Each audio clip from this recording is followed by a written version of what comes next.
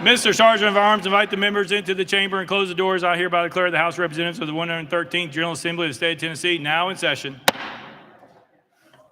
Members, Thank you, sir. I know we usually stand and ask the gallery to please stand. Representative Hardaway is going to ask you to sit for a little bit, and then we will rise after, I think, Representative Hardaway and Reverend today, Mr. John DeBerry. Representative Hardaway, you're recognized. Thank you, Speaker.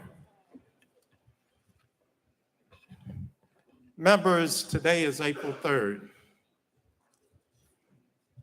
April 4th is recognized worldwide as the day to memorialize the assassination of Dr. Martin Luther King, Jr. However, Dr. King was in Memphis, Tennessee, at the invitation of the sanitation workers. Why? Because two sanitation workers trying to avoid the elements, the weather, were crushed to death in the back of a sanitation truck. They lost their lives in the back of a garbage truck. Echo Cole and Robert Walker, their lives is why Dr. King gave his life. The incident epitomized the conditions that sanitation workers were subjected to. 40 to 50% of those workers qualified for food stamps and government assistance, working full-time, government jobs. I was there on April 3rd, but so was our chaplain of the day. John DeBerry and his family were active in the civil rights movement. John marched, his daddy preached. John sat and learned from his dad how important it was. If you're going to be in leadership, colleagues, to be willing to sacrifice. It's the same as heading any family. My dad told me, son, when you have children, your life is no longer your own. It's the same for when you assume that mantle of leadership for the community, for those who need you the most, when you're that voice. And Dr. King understood that. So I'm going to ask that you would pay close attention to the words of our chaplain of the day and former colleague, Reverend John DeBerry Jr.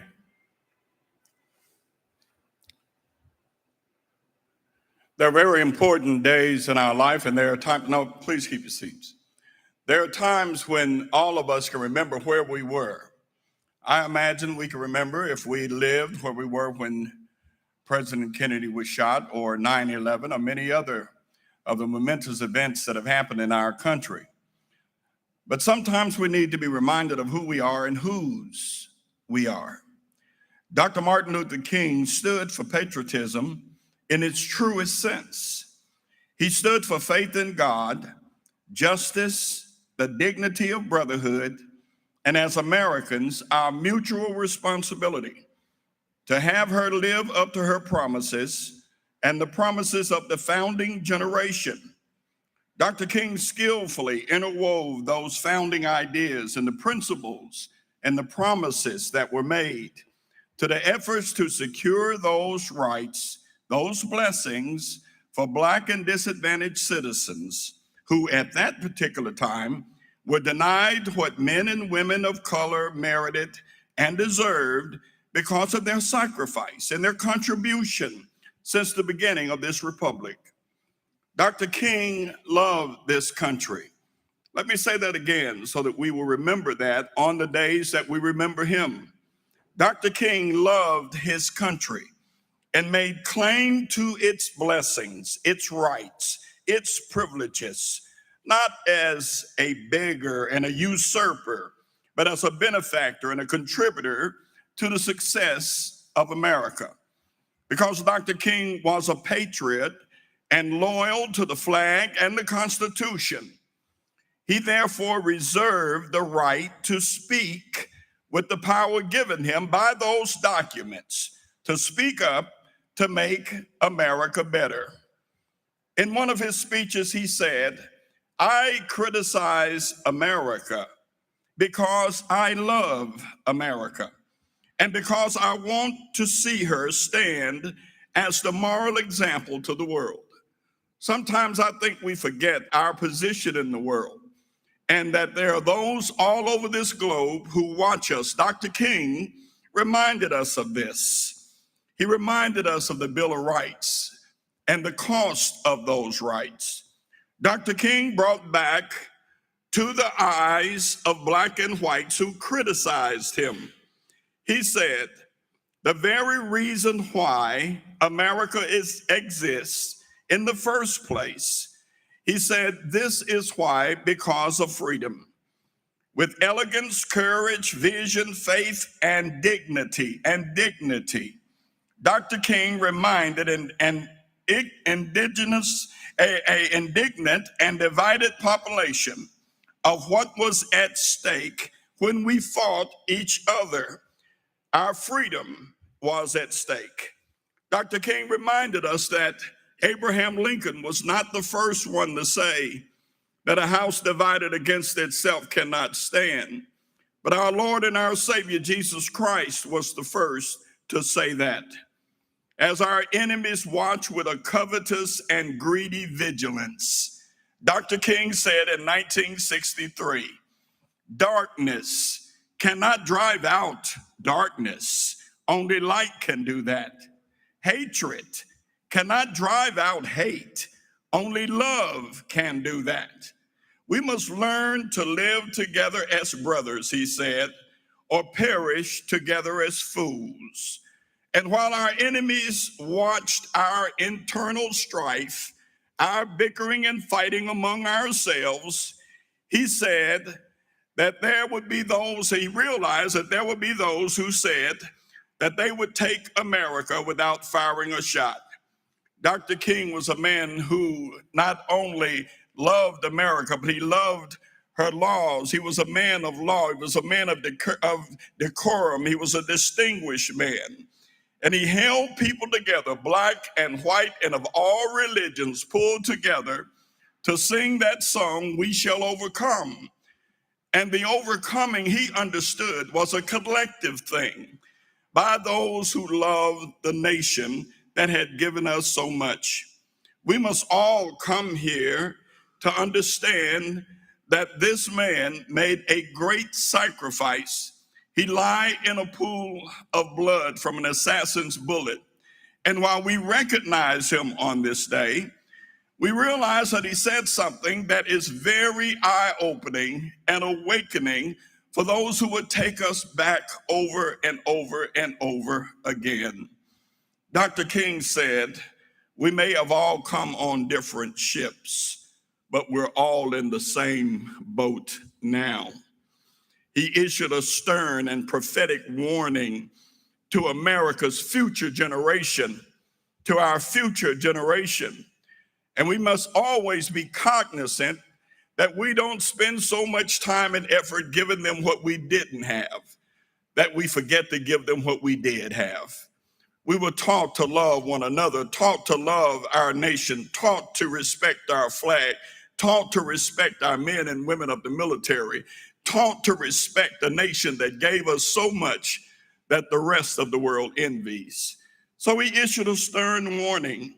If we are not careful, Dr. King said, our colleges and our universities will produce a group of closed-minded, unscientific, illogical propagandists consumed with immoral acts. He said, "Be careful, brethren, be careful, teachers." He went on to say in that same article, intelligence is not enough. Intelligence plus character, that is the true goal of education. When we remove God and prayer and expect society to be godly, Dr. King said, to be a Christian without prayer is no more possible than to be alive without breathing. So from a Birmingham jail, Dr. King said in 1963, letting us know his love for this country, he said, "We will reach our goal of freedom in Birmingham and all over this nation because the goal of America is freedom. Abused and scorned though she may be, our destiny is tied up." And speaking to Black people and people of color, he said, "Our destiny is tied up in the destiny of America." He had a dream, and he spoke of that dream, that one day his 4 little children would live in a nation where they would be judged not by the color of their skins, but be judged by the content of their character. What he said in that speech and in that statement, he challenged us to look within, take an introspective examination of ourselves, and ask ourselves, are we truly strengthening the character of our future generations in America? Our children are about 35 to 35% of the population, but they are 100% of the future. And that means that you and I must do everything possible so that they understand what a wonderful nation we have. Because as Ronald Reagan once said, if you don't mind me quoting him, he said, every generation must pay the mortgage on freedom. So I want you to think about this as we celebrate the death, the life, and the contribution of this great man. He said one time that we all must understand that we have been given a God-given responsibility to do all possible to work with one another. He said, nonviolence is a unique weapon, but it is a weapon that will most certainly change the world. Dr. King warns us, and remember this, we cannot unwrite history. We cannot rewrite history. We must learn from history so that we can write a better future. Maybe some will say that Dr. King was on the wrong side of history. Maybe some will say he's an old-fashioned leader from another generation whose relevance has come and gone. Maybe there will be some who will say that he is one who does not understand our current problems. But when it was time to fight, he fought. When it was time to stand, he stood. When it was time to speak, he spoke. And he did it with dignity. He did it with faith. He did it with love of country. He did it respecting his flag. He did it wanting all men to come together for the benefit of this nation. Understand something, ladies and gentlemen. Eleanor Roosevelt carried a prayer in her purse, and she said she pulled it out every day during World War II. The prayer said this: "Lest I keep my complacent ways, I must remember somewhere out there a person died for me today. And as long as there is war, as long as there is conflict, I must ask and answer myself, am I worth dying for. Dr. King made that speech. I remember that night. I remember the bad weather. I remember his shaky voice at times. I remember him looking around the room. I asked my father, what's wrong with Dr. King? He said he has been threatened and he knows his life might be taken before he leaves Memphis. He could have sneaked out. He could have gotten on a private plane or in the back seat of a car and laid on the seat and left the city quietly and lived. But he stood and he made that speech and he inspired America. And he did it in such a way that no matter who you are, that you can say that I can follow that type of leadership. I hope and pray, I hope and pray that we would take a look within ourselves and understand that an entire generation is watching us. And if all they learn is divisiveness and hate, what type of future do we have? Let me leave you with this from the scripture. Peter denied the Lord 3 times. 3 times. He said, I don't even know Jesus. Peter wasn't afraid. He wasn't scared. He had lost his faith. A man will not die for that which he does not believe.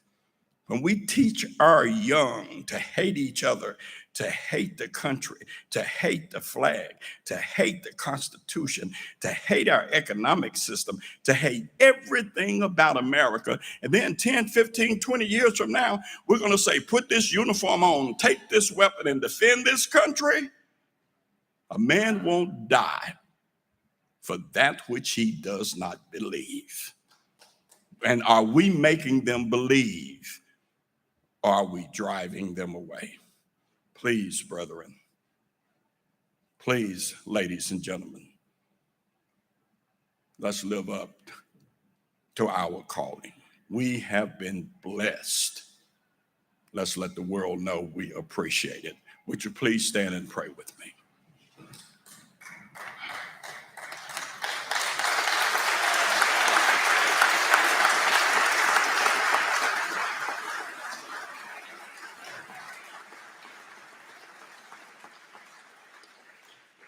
Merciful God, our Father in heaven, we approach you this evening. We approach you with humility. We approach you with thanksgiving. We approach you having examined ourselves and understand our unworthiness and the fact that we are undone without your love, your care, and your help. Look down, if you will, within this chambers. We want you to give our speaker a greater degree of wisdom and courage as he stands with the members of this house. We pray, Father, that they and all of us will understand this is so much bigger than we are. And the protection and the strength and the courage to protect our institutions is paramount. Father, we ask you to be with us in all of our troubles and trials, and give us the strength so that we can be the light on the top of the hill to the rest of the world. We pray, Father, for America. We pray, Father, for the state of Tennessee. We pray for our governor, Bill Lee. We pray for all the children in this room. We pray for all of us as Tennesseans. And we pray in the name of Jesus. Amen.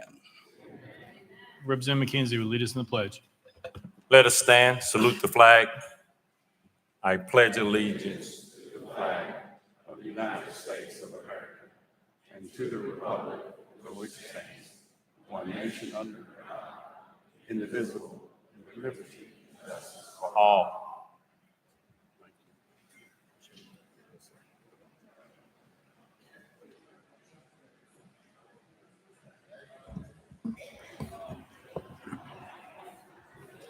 Mr. Clerk, please take the roll. Roll call.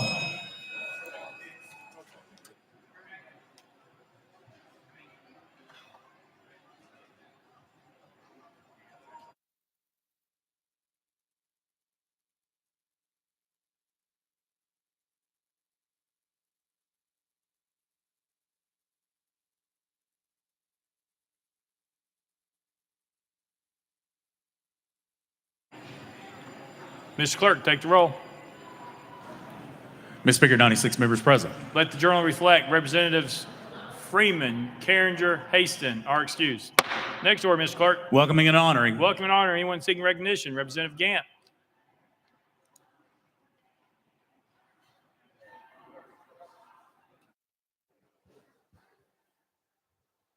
Thank you, Mr. Speaker. I stand here Friday night. We had not one tornado, but two tornadoes that came through several parts of West Tennessee, and unfortunately, it both took a path into and through McNairy County. It destroyed 72 homes, and it took 9 lives.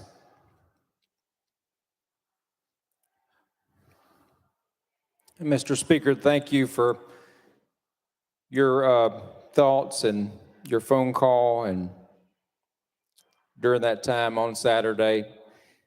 I want to thank the governor and many of you members that called and texted during that time.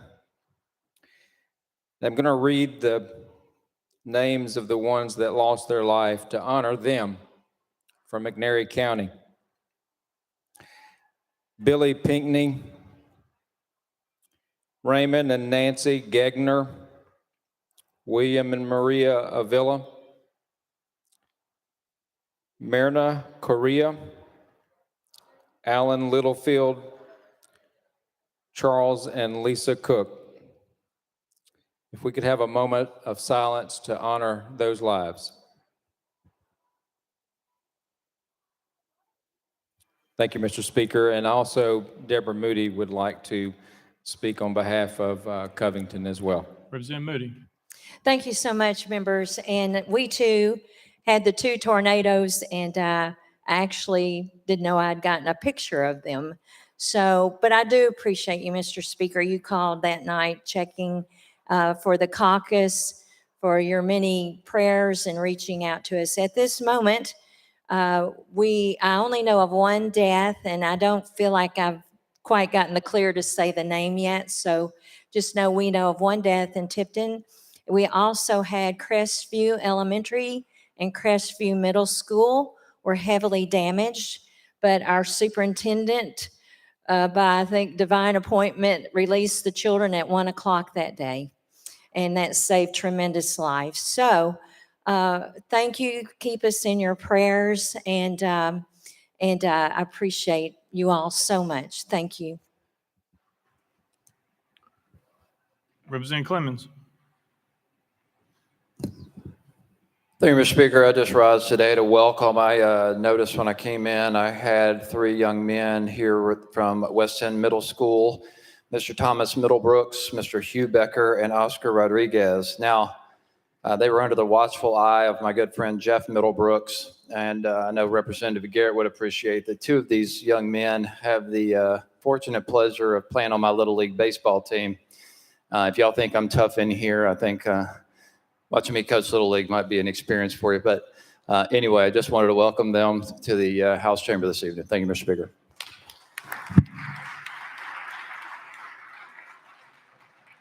Representative Sparks.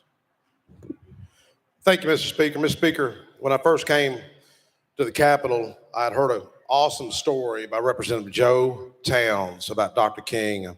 I know I'm putting Joe on the spot, but I'd like for Joe to say a word or two. Your choice, Representative Towns. You can go to the well, sir.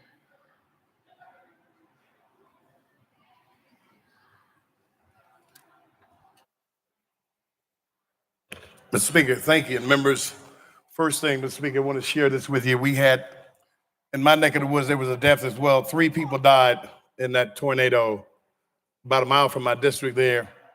It was a child and 2 adults. And it was really rough down there. It really was rough down there. If you don't mind, for that family, and I'm not going to divulge the names at this point, a moment of silence would just be absolutely beautiful for that family as well.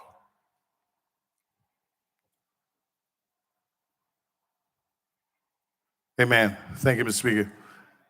Now, Mr. Speaker, what Sparks wants me to share with you all is this, is that in 1968,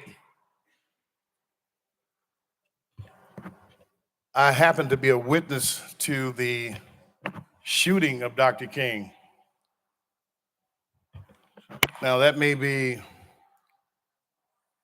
stretching it and asking, make you wonder exactly what happened. What am I talking about? I lived at 375 Mulberry with my grandmother at a 2-story house facing the hotel itself, less than a half a block from the hotel. Now, I'm just a kid. I'm lying on the floor, television going, watching whatever program it was at that point in time. And my grandmother, she was leaning out the window. You could see right down to the hotel on her knees and just paying attention. You know, I'm just a kid, you know, frolicking, doing my thing. And all of a sudden, out of nowhere, we heard this pow. And these are her words exact. She said, "I bet that's Dr. King." Here again, you know, I'm not really connecting the dots as a child. And that was the shot that murdered Dr. King. Now, the hotel was about from here to where the bathrooms are out there, about that close, very close. At that time, the police officers they wore these dark suits, real dark, deep navy blue suits. And they were swarming all over the place. They were everywhere. And the cars were black and white at that time. I can remember that as a kid. They were everywhere. Nothing could have gotten through that fishnet. It was that tight. Behind that, obviously, the city later on that night went to kaput. The country went that way. But it was something that etched in my mind that I never talked about. Years, decades later, I never said anything about it because it was a little rough. I began to talk about it a little bit more, and I told Sparks about it on one of his radio programs before. But being there to witness that kind of activity, as certainly as many others that were there, and a lot of them are long gone, created an impression in me as a child. Many of the things that I do today is a result of that.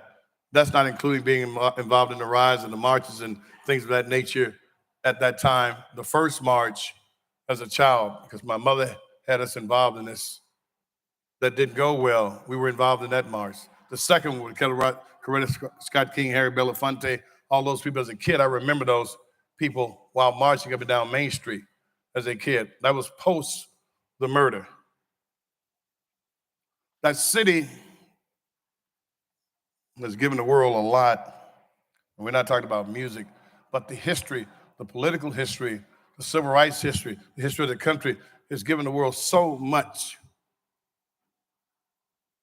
And for that, as a good representative and preacher John DeBerry stated, we should really treasure it and see what can we learn and go forth to it, making this entire state a better place. Mr. Speaker, thank you for allowing me to share that with you. Thank you, Sparks, for requesting that. But a moment in time in history, being a witness to one of the shots that were heard around the world. Thank you, sir. Thank you. Representative Butler. Thank you, Mr. Speaker. I wanted to recognize some constituents that I have here tonight.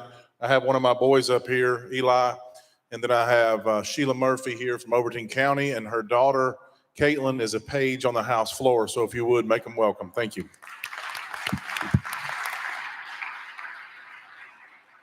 Representative Parkinson. Thank you, Mr. Speaker. And if Representative Thompson would come up here also, we had him. Oh, there he is. Mr. Speaker, in what was formerly my district in the community that we call Douglas, Tennessee, which is now Representative Thompson's district, we lost a matriarch. Ella Mae Alexander lived to the ripe age of 95 years old. She was a well-respected, matriarch of the Douglas community. She raised her children right. Her grandchildren were raised right, and her great-grandchildren are being raised right. You can tell the fruits of the tree by how they turn out, and her offspring are turning out to be good, well-educated, beautiful people. And so I want to give homage to and prayers and lift up, you know, not only the Douglas community, but the family of Ella Mae Alexander, and let them know that they are not lost upon us, that we truly care, and this will be an individual that we truly, truly will miss, and she was loved.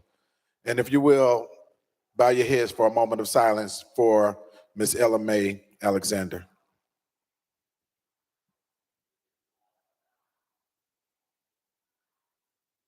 Thank you. Representative Kiesling. Thank you, Mr. Speaker. We are delighted, members, to have with us tonight two future leaders from Scott County. Now they're working as pages tonight. Elijah and his sister Leah West, and we certainly want to welcome them along with their parents to your right, Stephen and Patricia. Would you please give them a big old welcome? Thank you.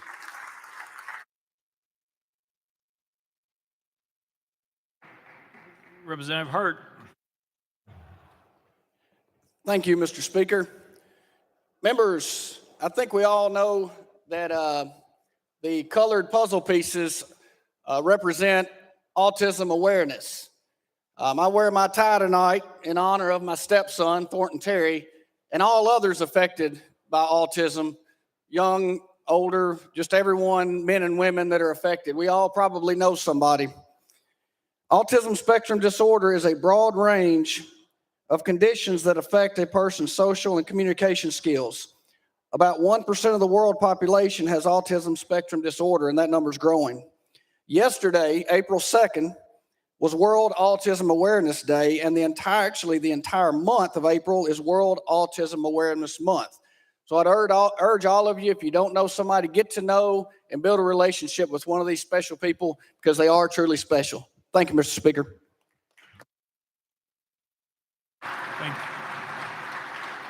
Thank you. Representative Doggett. Thank you, Mr. Speaker. Members, I have with me some constituents from District 70. If you'll help me welcome Dr. Lathrop, Chris Morris, and Phil Glover. They are up in the balcony somewhere, but thanks for coming up tonight. Thank you. Representative Shaw. Thank you, Mr. Speaker. I want to begin by thanking you, as well as the others have, for checking on us in Hardeman County. We were blessed in Hardeman that the storms passed us by. There were warnings in our district, but the storms passed us by, but it did hit other areas. And I stand, of course, with Chairman Gant and Chairman Moody in recognizing those people in their districts, that many of them joined the district that I represent. And I also want to just remind us that there was one particular church in Haywood County that was destroyed, St. Peter's, by the violent storms this last week. And we want to recognize those people and remember them in our prayers as well. And again, thank you for checking on us in Hardeman County. Thank you very much, and thank you for listening. Thank you. Representative Slater. Thank you, Mr. Speaker. We are privileged tonight to have one fine young man from Trousdale County, Mr. Seth Hayes, serving as a page. Raise your hand there, Seth, and let's make him feel welcome. Representative Pearson. Thank you, Speaker. And hailing from Memphis, Tennessee, the story and the cloud, as it were, of Dr. Martin Luther King Jr.'s death hangs over our city. And one of the stories my granddaddy told me, he was in Indianola, Mississippi at the time, was after Dr. King was killed. A group of teenagers ran to him and they said, "We got him. We got Martin Luther King." And he tells of Dr. King that his death was not so painful after he realized that Dr. King's message of fighting for justice, of fighting for our communities, of fighting for what we believe in, which is a better tomorrow for each and every person, even if it requires sacrifice. He spent a lot of time in jail. He was beaten. He was brutalized too. But even despite that, his life was an echo. And for each of us, our lives will echo into the future. And I hope that we continue to live into his legacy of it echoing for justice, for hope, for love, and for fighting for one another into the future. Representative Capley.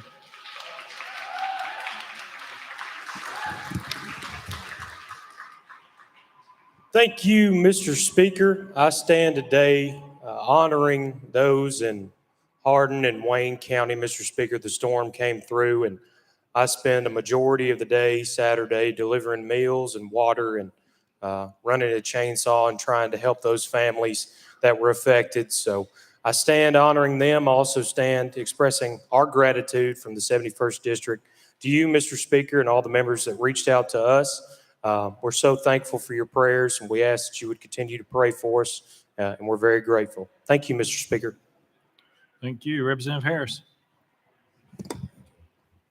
Thank you, Mr. Speaker. Members, join me in celebrating some of our education system's most unsung heroes.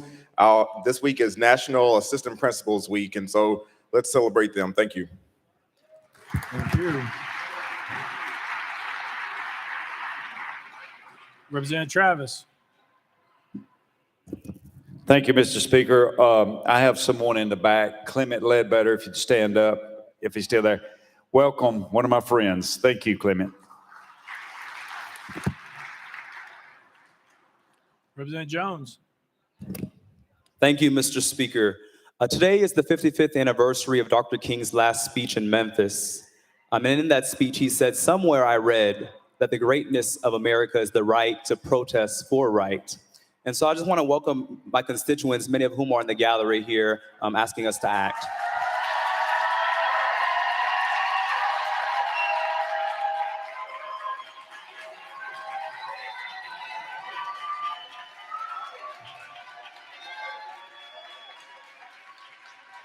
Representative Grills.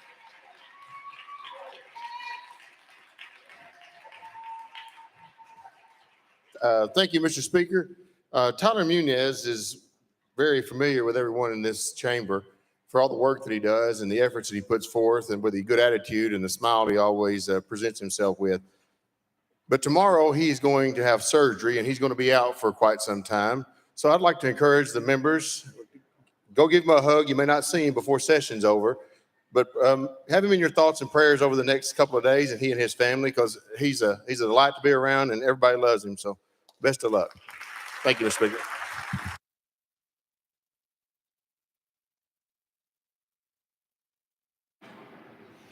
All right, that was the end. Anybody else? Chairman Faison. Thank you, Mr. Speaker.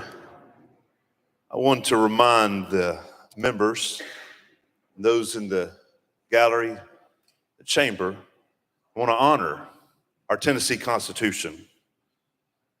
Article 1, Section 23 addresses what's happened from Thursday to today.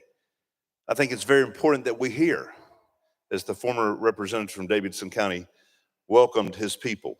Here's what Article 1, Section 23 says: that the citizens have a right in a peaceable manner to assemble together for the common good, to instruct their representatives, and to apply to those invested with the powers of government for redress of grievance or other proper purposes by address of remonstrance. I want to encourage those that are listening to remember it is good, it is just, it is right, it is needed to come and share your thoughts with us. That's what our government was founded on, hearing what the boss says. The people are the boss. But when you don't get your way,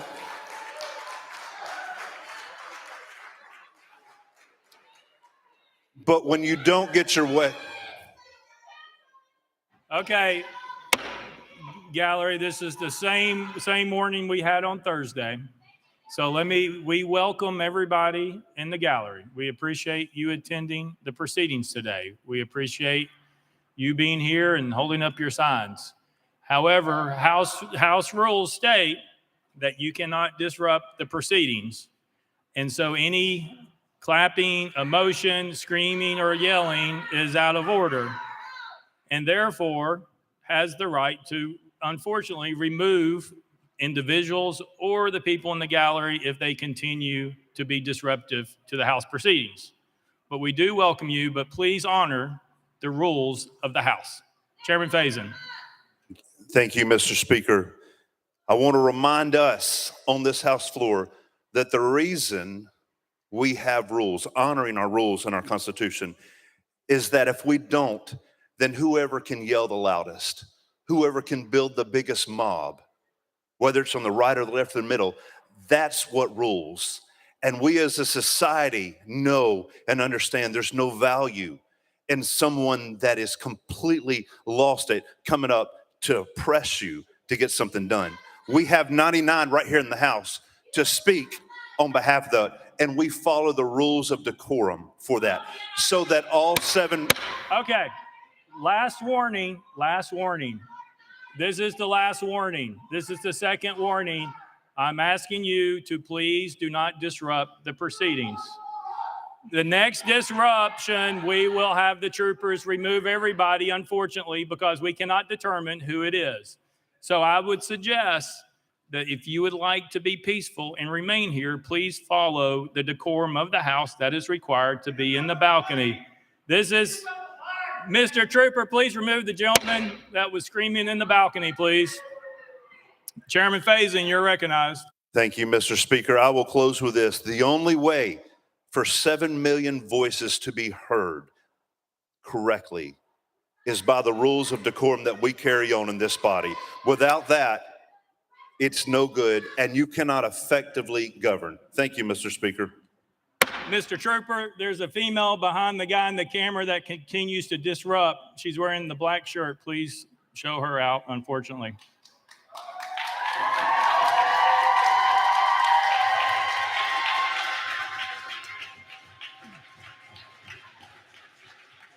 Representative Mitchell. And I appreciate the caucus leader from the other side saying what he just said. But we also have to remember these people own this place. And for the things that I've heard on the news, on Twitter, and other places that have said things about little children, many of our wives, many of our neighbors, is appalling. I'm going to welcome these people to come down here. I hope they come down here every single time we're in session.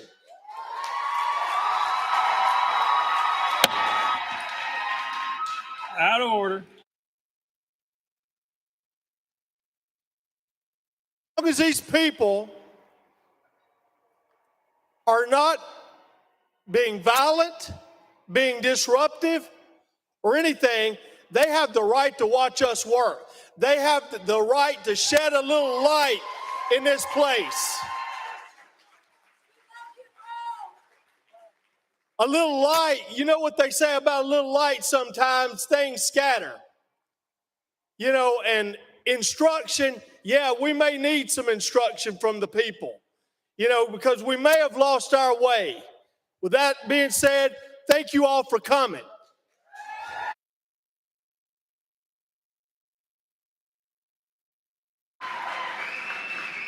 Next order, Mr. Clark. Introduction of resolutions. Leader Lambert, you're recognized. Thank you, Mr. Speaker. I move that all resolutions properly filed be introduced pursuant to Rule number 17 and placed on the consent calendar or referred to the appropriate standing committee. Without objection, so ordered. Next order, Mr. Clerk. Senate Joint Resolutions congratulatory and memorializing. Leader Lambert, you're recognized. Thank you, Mr. Speaker. Move that all its Senate joint resolutions congratulatory and memorializing in line of the desk be placed on the consent calendar pursuant to rule number 17. Without objection, so ordered. Next order, Mr. Clerk. Resolutions lying over. Leader Lambert, you're recognized. Thank you, Mr. Speaker. Move that all resolutions lying over be referred to the appropriate standing committee. Without objection, so ordered. Next order, Mr. Clerk. Introduction of bills, Senate bills on first consideration. Leader Lambert, you're recognized.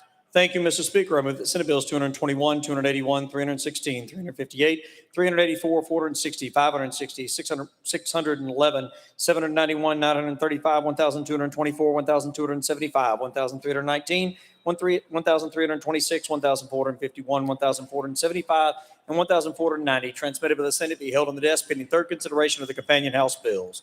Without objection, so ordered. Next order, Mr. Clerk. Senate bills on second consideration, House bills on second consideration. Leader Lambert, you're recognized. Thank you, Mr. Speaker. Move that House Bill 1,570 be passed on second consideration and be held on the desk or referred to the appropriate standing committee. Without objection, so ordered. Next order, Mr. Clerk. Petitions and memorials, reports from standing committees, reports from select committees, calendars. Mr. Speaker, the House has a consent calendar. Chairman Zachary, you're recognized. Thank you, Mr. Speaker. I move passage of the consent calendar on third and final consideration, keep it with Rule 50. Gentleman moves passage of the consent calendar, probably second, Mr. Clerk. Any objections have been filed? Mr. Speaker, item 29, House Joint Resolution 493 has been objected to by Chairman Lafferty. Leader Lambert, you're recognized. Thank you, Mr. Speaker, and to all those that have come today. Item number 39 and number 40 on today's calendar are resolutions to honor Chief Drake in the Nashville Police Department and his both command staff and the officers that rushed into a building where there was an evil person that was firing and killing children, teachers, and shooting at those officers. There are two officers specifically that are named in this resolution that themselves took out this threat in 14 minutes from the time that the call came in until the time that that evil person was no longer a threat.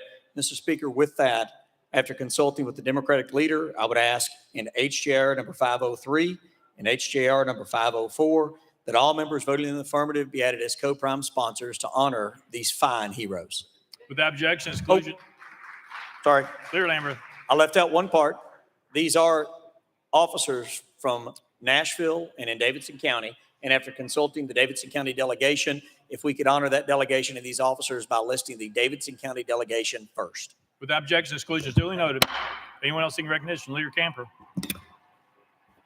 Thank you, Mr. Speaker. Mr. Speaker, on item number 15, HR 55, HR 56, HR 57, HR 58, HR 59, HR 60, HR 61, Mr. Speaker, asking that the Shelby delegation be listed as co-prime sponsors after consulting with the Shelby County Chairman and the Republican leader. Without objection, exclusion is duly noted. Anyone else seeking recognition on the consent calendar? Seeing none. All those in favor vote aye when the bell rings. All those opposed vote no. As every member voted, does any member wish to change their vote?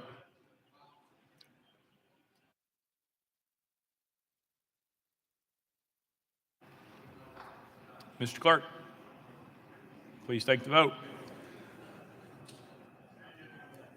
Ayes 90, no nays, 4 present on voting. Having received constitutional majority, I declare consent calendar passed without objection. The motion to reconsider is tabled. Next order, Mr. Clerk. Mr. Speaker, the House has a regular calendar. Call it first bill, Mr. Clerk. House Bill 324 by Speaker Pro Tem Marsh and others relative to public employment benefits. Mr. Speaker, the Senate bill is on the desk.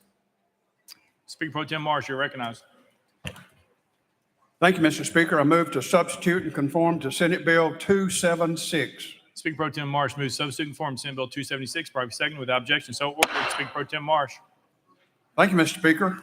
I move passage of Senate Bill 276 on third and final consideration. Speaker Pro Tem Marsh moves passage of Senate Bill 276 on third and final consideration, probably second. Mr. Clerk, call it First Amendment. House State Government Committee Amendment number 1. Chairman Kiesling, you're recognized. Thank you, Mr. Speaker. We're going to request to roll this to the hill of the amendments, please. Without objection, roll to the hill. Next amendment, Mr. Clerk. House Finance Ways and Means Committee Amendment number 1 filed as House Amendment 2. Shirley Hazelwood, you're recognized. Thank you, Mr. Speaker. Move to adopt, and I defer to the sponsor for an explanation. Shirley Hazelwood moves adoption of amendment number 2, probably seconded. Any discussion on the amendment? Seeing none, all those in favor of amendment number 2 say aye. Aye. All those opposed say no. The ayes have it. You adopted. Next amendment, Mr. Clerk. Mr. Speaker, that brings the body back to House State Government Committee Amendment number 1. Chairman Kiesling, you're recognized. Thank you, Mr. Speaker. We're going to move to withdraw, please. Without objection, amendment number 1 withdrawn. Next amendment, Mr. Clerk. Mr. Speaker, no further amendments. Speaker Pro Tem Marsh, you're recognized. Thank you, Mr. Speaker. This bill was brought to us by the governor of the state of Tennessee, Bill Lee, and his administration to try to help retain and recruit really good people for our state. This legislation provides employees with 6 weeks of paid parental leave for the birth or adoption of a child in accordance with existing FMLA guidelines. It also changes how existing sick and annual time is granted to state employees.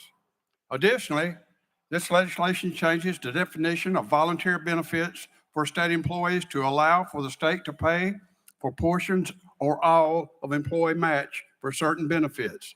This will allow for the state to pay for 50% of employee match for dental care and 100% employee match for long-term disability.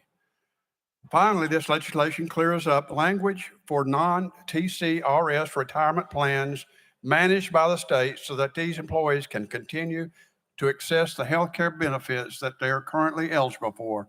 With that, I'll renew my motion. Speaker Pro Tem Marsh renews his motion. Any discussion on the bill? Chairman Clements. Thank you, Mr. Speaker, and I am glad to see progress on this family leave legislation. I know that the governor had originally proposed leave for up to 12 weeks, but the House version now is down to 6 weeks. Could you explain why we have cut that in half, sir? Speaker Pro Tem Marsh. Thank you, Mr. Speaker.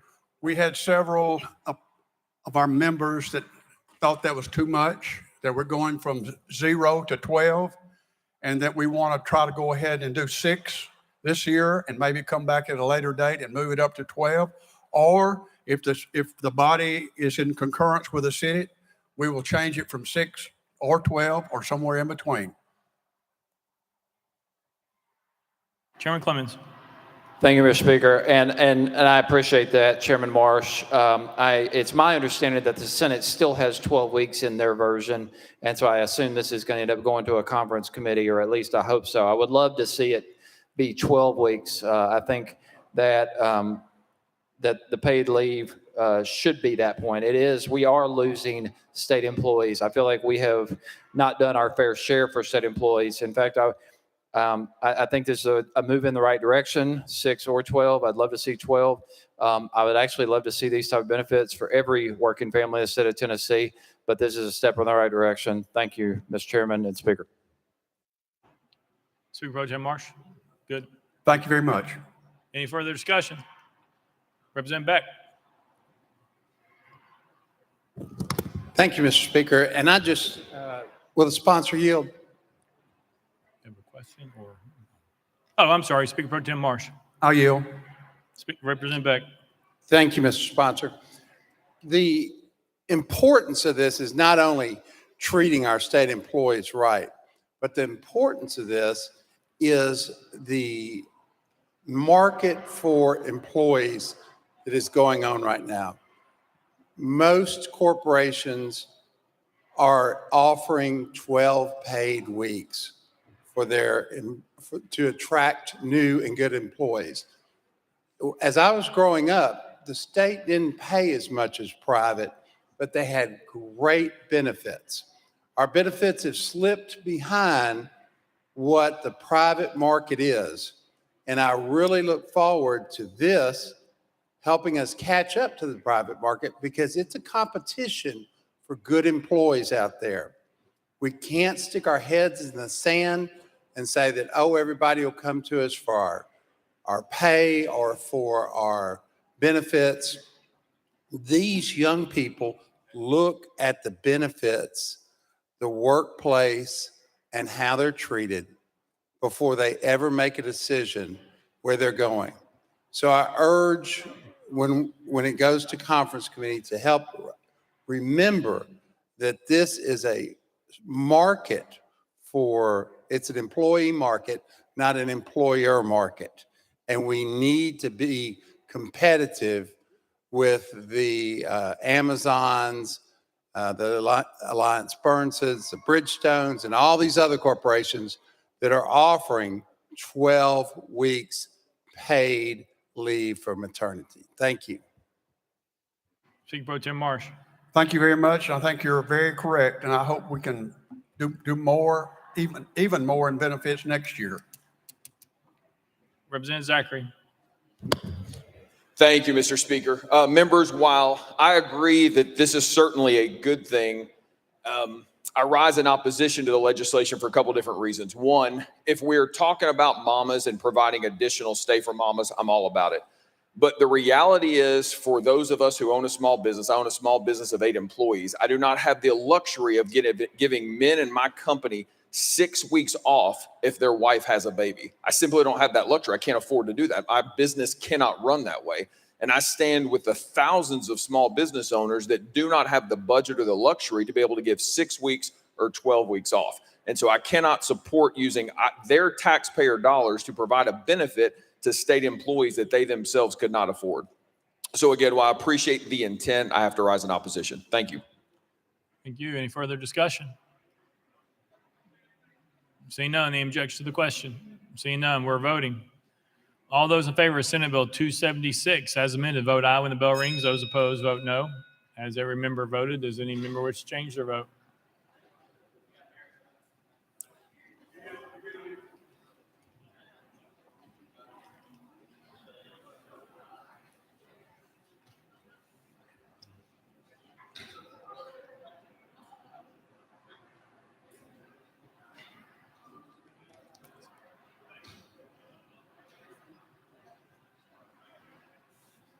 Ms. Clerk, take the vote.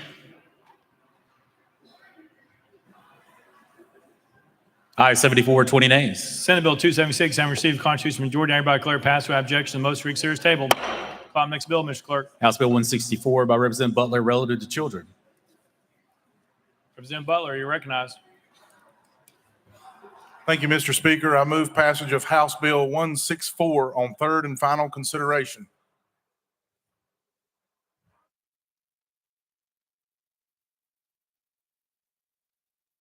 Representative Butler moves passage, following second. Mr. Clerk, call up First Amendment. House Civil Justice Committee Amendment number 1. Chairman Farmer, you're recognized. Thank you, Mr. Speaker. This amendment rewrites the bill. Defer to the sponsor for further explanation. Move to adopt. Chairman Farmer moves adoption of amendment number 1, probably seconded. Any discussion on the amendment? Seeing none. All those in favor of amendment number 1 say aye. Aye. All those opposed say no. The ayes have it. You adopt the next amendment, Mr. Clerk. Mr. Speaker, no further amendments. Representative Butler, you're recognized. Thank you, Mr. Speaker. This bill operates under the Safe Haven Law. And if you're not familiar with that, the Safe Haven Law allows a mother to drop off her child at a safe haven location. And as long as that child is not harmed, retrieve that child within 30 days with no questions asked. Unfortunately, 94% of the time, the mother never returns. And so that child is abandoned. And so what this legislation does is helps expedite the process by placing that child into a family through DCS. And the judge has the opportunity to expedite that adoption and waive the 180-day requirement. And therefore, it also imposes some requirements to the court to hear these cases within 30 days, to expedite the adoption process down to about 100 days if you work the calendar. So, Mr. Speaker, with that, I renew my motion. Representative Butler renews his motion. Any discussion on the bill? Chairman Clemens. Thank you, Mr. Speaker, and thank you, sponsor. My question about this legislation, I think, is I think this legislation is mostly well-intended. My question is that these physical care, custody, and control of the infant must go to a designated, authorized, nonprofit licensed child placing agency. Unfortunately, this state has primarily, due to legislation, has primarily made these agencies limited. And some of these agencies in the past have denied couples for being Jewish or for being interfaith marriages or other type of reasons. They have turned away families. And that's a serious concern of mine. Is there a reason we're limiting it to those agencies approved by the state? Representative Butler. Thank you, Mr. Speaker. The amendment removes those requirements for placing with a nonprofit adoption agency and just redefines some of the timelines and compiles the timelines that are already currently in statute together, and therefore expediting the process even in the court. Chairman Clemens. Thank you, Mr. Speaker, and I appreciate that. As long as the amendment removes that provision, I'm thankful for that. I'd hate for loving families to be turned away for any reason, especially their faith. So thank you. Thank you, Mr. Speaker. Representative Butler. I renew my motion. Representative Butler renews his motion. Any discussion on the bill? Seeing none. Any objections to the question? Seeing none. All those in favor of House Bill 164 as amended, vote aye when the bell rings. Those opposed, vote no. Has every member voted? Does any members change their vote?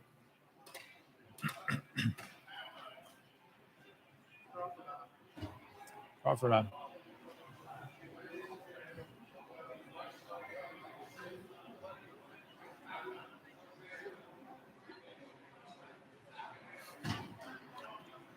Mr. Clerk, take the vote. Ayes 92, three nays. House Bill 164, MC of Constitutional Majority, I hereby declare passed without objection. The motion reads here is table. Without objection, let the record reflect Representative Cochran voted aye on Senate Bill 276. Chair Lady Hazelwood, you are recognized for what purpose? Thank you, Mr. Speaker. I know that I'm out of order, but I would like for this body to rise in honor of a fine man that we lost today, my constituent. It was my honor to be his representative. Former Chief Justice of Tennessee Supreme Court, Mickey Barker. Many of you knew Justice Barker. He was a mentor. He was an encourager. He was a wonderful jurist. He had spent his life loving and upholding the law and loved Tennessee and did so much for our state. So, Mr. Speaker, if we could just have a moment of silence in honor of the passing of Chief Justice Mickey Barker. Thank you. Thank you. Call up next bill, Mr. Clerk. House Bill 395 by Representative Capley. Representative Capley. Thank you, Mr. Speaker. I make a motion to roll this bill to the first available calendar 1 week from today.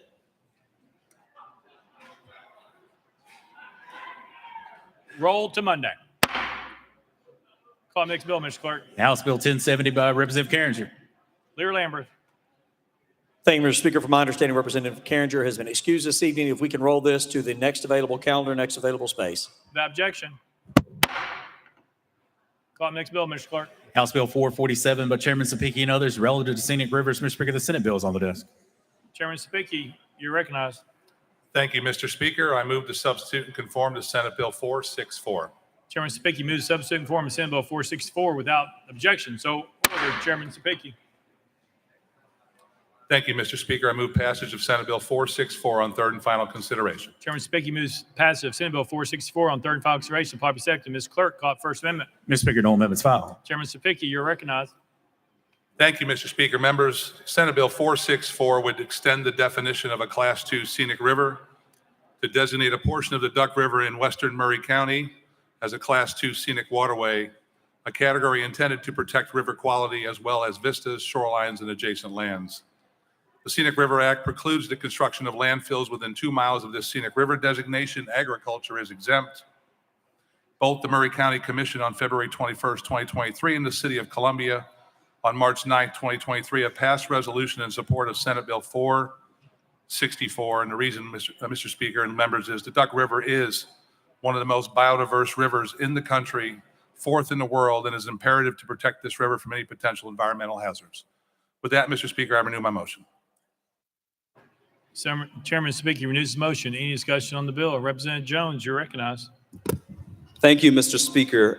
Representative Sapiki, you know that I was one of the members of the subcommittee and the full committee who strongly fought for your constituents to have protected clean water. I believe I'm the only member of the committee who went down to your county to stand with your people as an out-of-state corporation tried to move a landfill that would pollute the water and impact agriculture and impact your community from having safe drinking water, the source of drinking water for 350,000 people. I am willing to fight for your constituents. I gave it everything I could.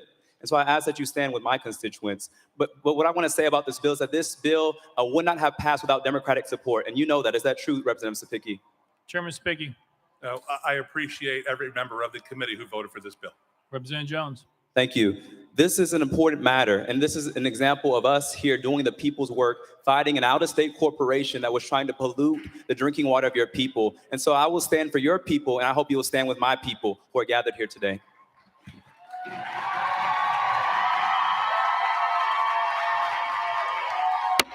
Out of order.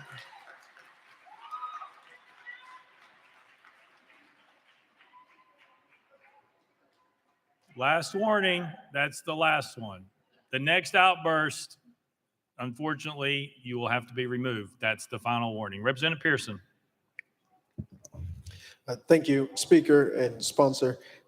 Having read this legislation, having been involved in fights for the protection of water in Tennessee and people's drinking water, I know how extremely important it is to have those protections. And I think across our state and rural and urban areas, suburban areas as well, we have to do everything that we possibly can to protect our waters, our rivers, and in our neck of the woods, it's an aquifer. And so to see this legislation with bipartisan support that elevates this issue to protect people's land, to protect folks' water, and to protect our communities for the state of Tennessee, I think is really beneficial. And so to everyone who signed on, just thank you. Representative Todd.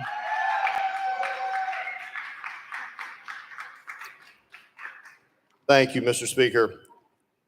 Members, it's been purported that this is about water. This is about a scenic river, when in fact, that's not hardly the case. This is actually about a landfill. Not just a proposed landfill that would go through the normal processes of local approval, but about an existing landfill in this state, one that is permitted under state law. There's been a well-funded, well-organized, large group that has tried to do a number of things, including spot zoning, resolutions, and other local means to take a permitted property right away from a person in this state. They failed legally on each one. Now they bring this to you, asking that you take away the rights of this person without writing him a check. All of you swore an oath to the Constitution, and part of that is protecting our rights.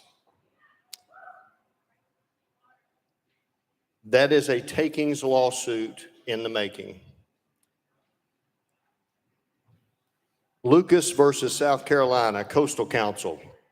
The Supreme Court of the United States established whether a regulatory action constitutes a taking that requires compensation. The Beachfront Management Act passed by the state of South Carolina prevented anyone from erecting homes on properties due to the effects it would have on the public beach.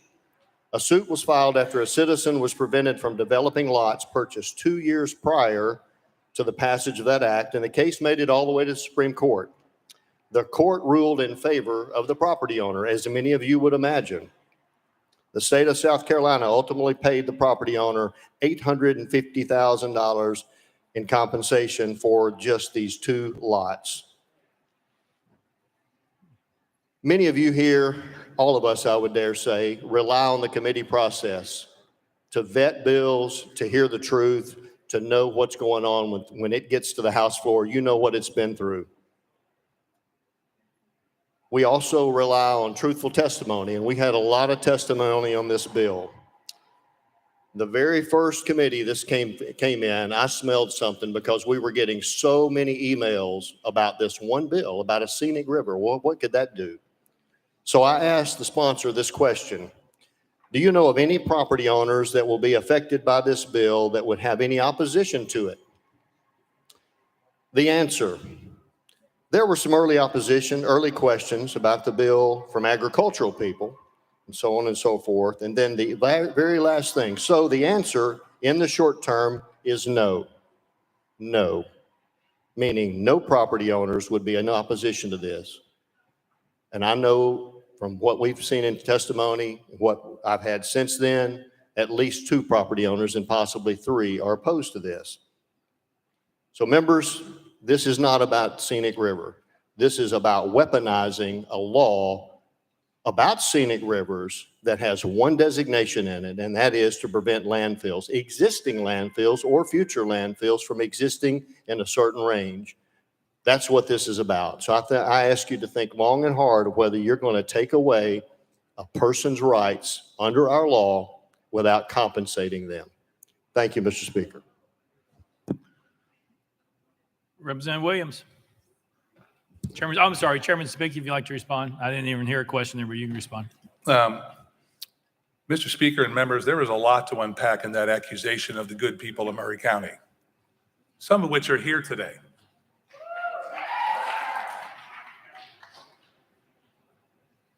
To accuse members of my community coming up here and lying to the General Assembly is reprehensible for a representative to do that. Cannot believe that happened right here on the House floor, that accused my constituents of lying to members in testimony, Mr. Speaker, members. Let me unpack a couple things here that was accused of the people, the good people of Murray County. Let's talk about takings, first of all.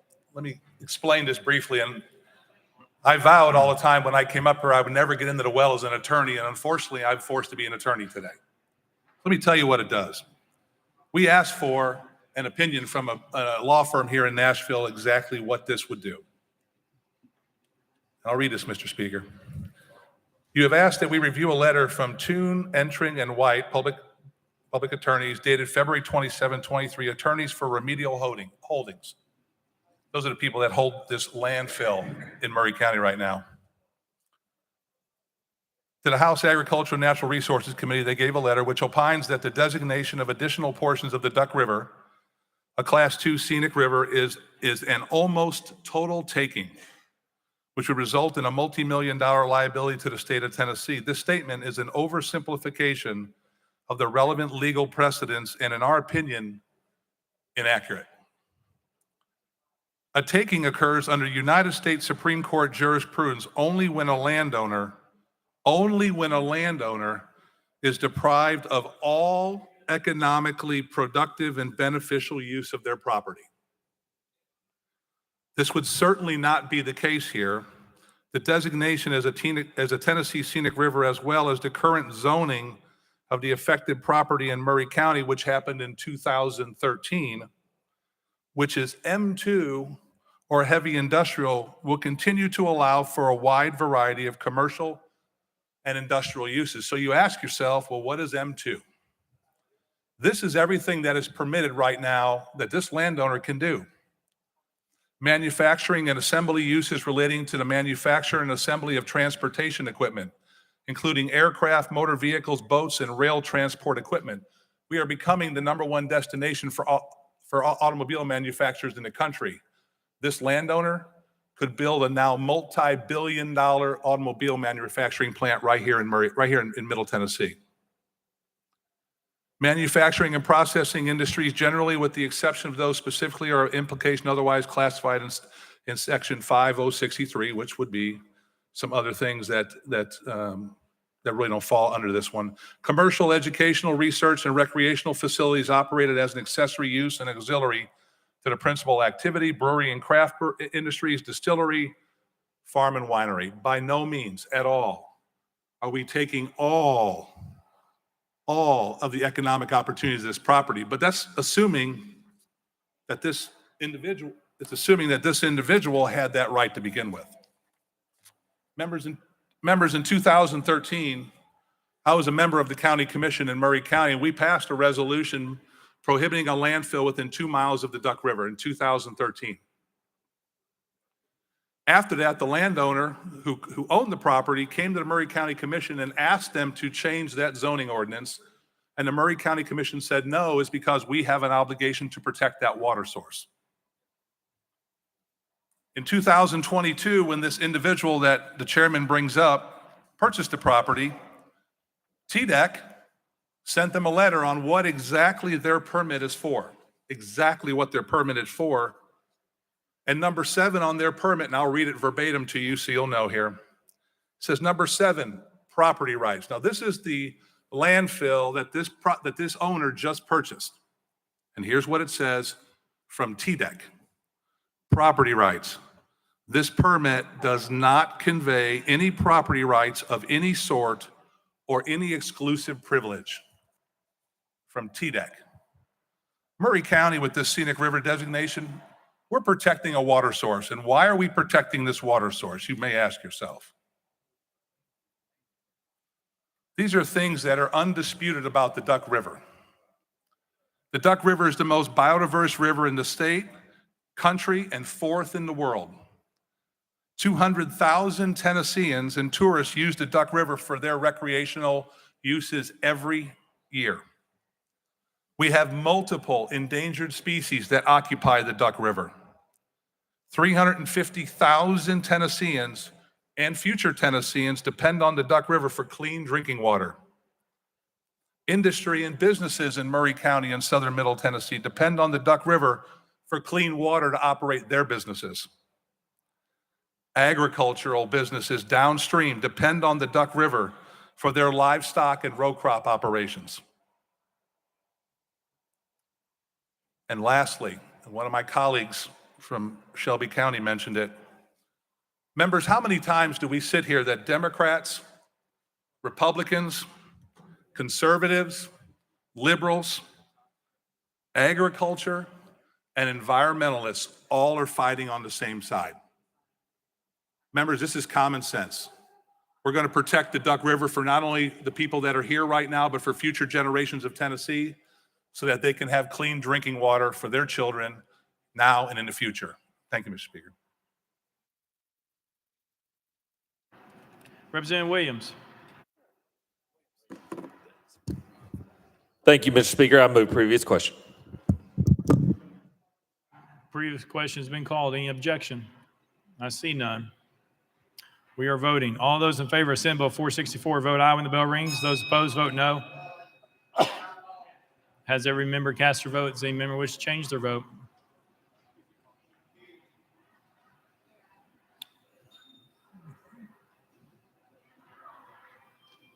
Mr. Clerk, take the vote.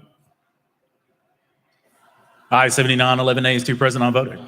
Senate Bill 464 having received the constitutional majority, I hereby declare passed without objection. Motion for serious table. Call the next bill, Mr. Clerk. House Bill 323 by Representative Burkhart and others relative to taxation.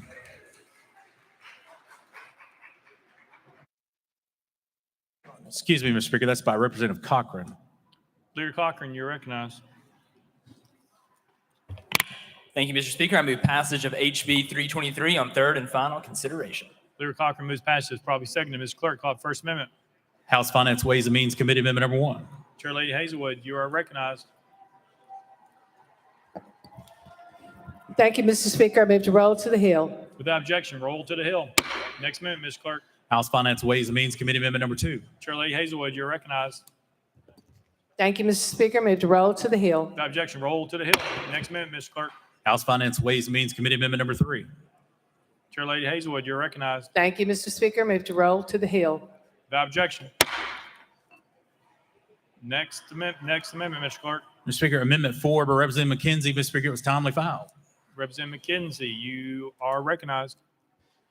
Thank you, Mr. Speaker. This amendment just basically takes the fund for the Housing Authority back to the way that it was. For some unknown reason, a decade or so ago, I'm not sure the exact date, they started to take a portion of the funds that funds our low income, our housing program, and they took a part of some unknown reason to give to both Civil War sites, to purchase Civil War sites, and also Underground Railroad sites. And then they also tacked on all new monies, but half of that's going to go to this same fund. So it's accumulated millions of dollars over these years.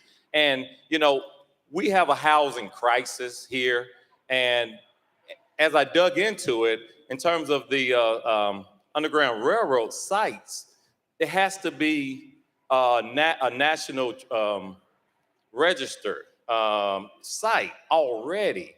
So no money's going there. So it's really going for the Civil War sites. And they've been able to get a few over the years. But what this amendment does simply is to take it back to its original form, to where this fund, and this comes out of the taxes from selling properties and things of that nature, it sends it all, how it was originally crafted, to go to this housing development agency that exists in every county. It's primarily a rural thing, but to really try to get our housing program back to giving these funds where they should. So with that, I humbly ask for you, I renew my motion for its approval.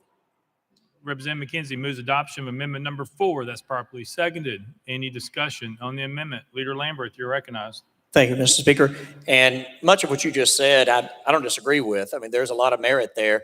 But in this particular bill, this is the biggest tax cut that we've done in decades. And it gets money straight back to small businesses and large businesses and the people of Tennessee. I would be more than happy to stand with you on a bill that deals with that issue alone. But in this particular bill, I would hate for this bill to have to go back to committee, spend weeks and maybe even flounder for the session over an amendment that is, again, worthy of consideration and of conversation. And if there's another bill that we could work on that this year, maybe something that's still in the Finance Subcommittee, I am just personally very open to that conversation. But with all due respect, I would have to move this amendment at this time for right now to the table. That's a proper motion, probably second. The parliamentary situation as Representative McKenzie has moved adoption of amendment number 4. Leader Lambert has moved that motion to the table. That cuts off all debate except for that of the sponsor. Representative McKenzie, you are recognized. Thank you, Mr. Speaker, and I really appreciate the words from my majority leader, and I agree wholeheartedly with that. This is a good bill that's going to do some really good things. So I don't know what the process and procedure is, but if the leader is in favor, I don't mind to withdraw this bill. I mean, I don't want to withdraw this amendment. Thank you.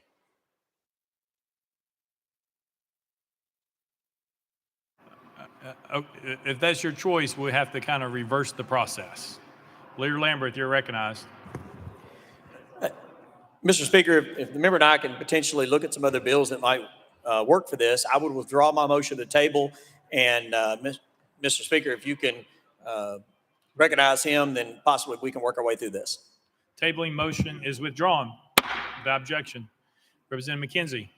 Thank you, Mr. Speaker. I withdraw amendment number 4 from this bill. Without objection, amendment number 4 withdrawn. Next amendment, Mr. Clerk. Mr. Speaker, that brings the body back to House Finance, Ways and Means Committee Amendment number 1. Chair Lady Hazelwood, you're recognized. Thank you, Mr. Speaker. I move to adopt and I defer to the sponsor for an explanation. Chair Lady Hazelwood moves adoption of amendment number 1, probably seconded. Any discussion on the amendment? Seeing none, all those in favor of amendment number 1 say aye, aye. All those opposed say no. The ayes have it. You adopt it. Next amendment, Mr. Clerk. House Finance, Ways and Means Committee Amendment number 2. Chair Lady Hazelwood, you are recognized. I move to adopt and I defer to the sponsor for an explanation. Chair Lady Hazelwood moves adoption of amendment number 2, probably second. Any discussion on the amendment? All those in favor of amendment number 2 say aye, aye. All those opposed say no. The ayes have it. You adopted. Next amendment, Mr. Clerk. House Finance, Ways and Means Committee Amendment number 3. Chair Lady Hazelwood, you are recognized. I move to adopt and I defer to the sponsor for an explanation. Chair Lady Hazelwood moves adoption of amendment number 3, probably second. Any discussion on the amendment? Seeing none, all those in favor of amendment number 3 say aye, aye. All those opposed say no. The ayes have it. You adopted. Next amendment, Mr. Clerk. Mr. Speaker, no further amendments. Leader Cochran, you're recognized. Thank you, Mr. Speaker. Members, House Bill 323 is one of the largest tax cuts and possibly the largest tax reform in Tennessee's history. This is the governor's Tennessee Works Tax Reform Act. Has 3 overarching goals.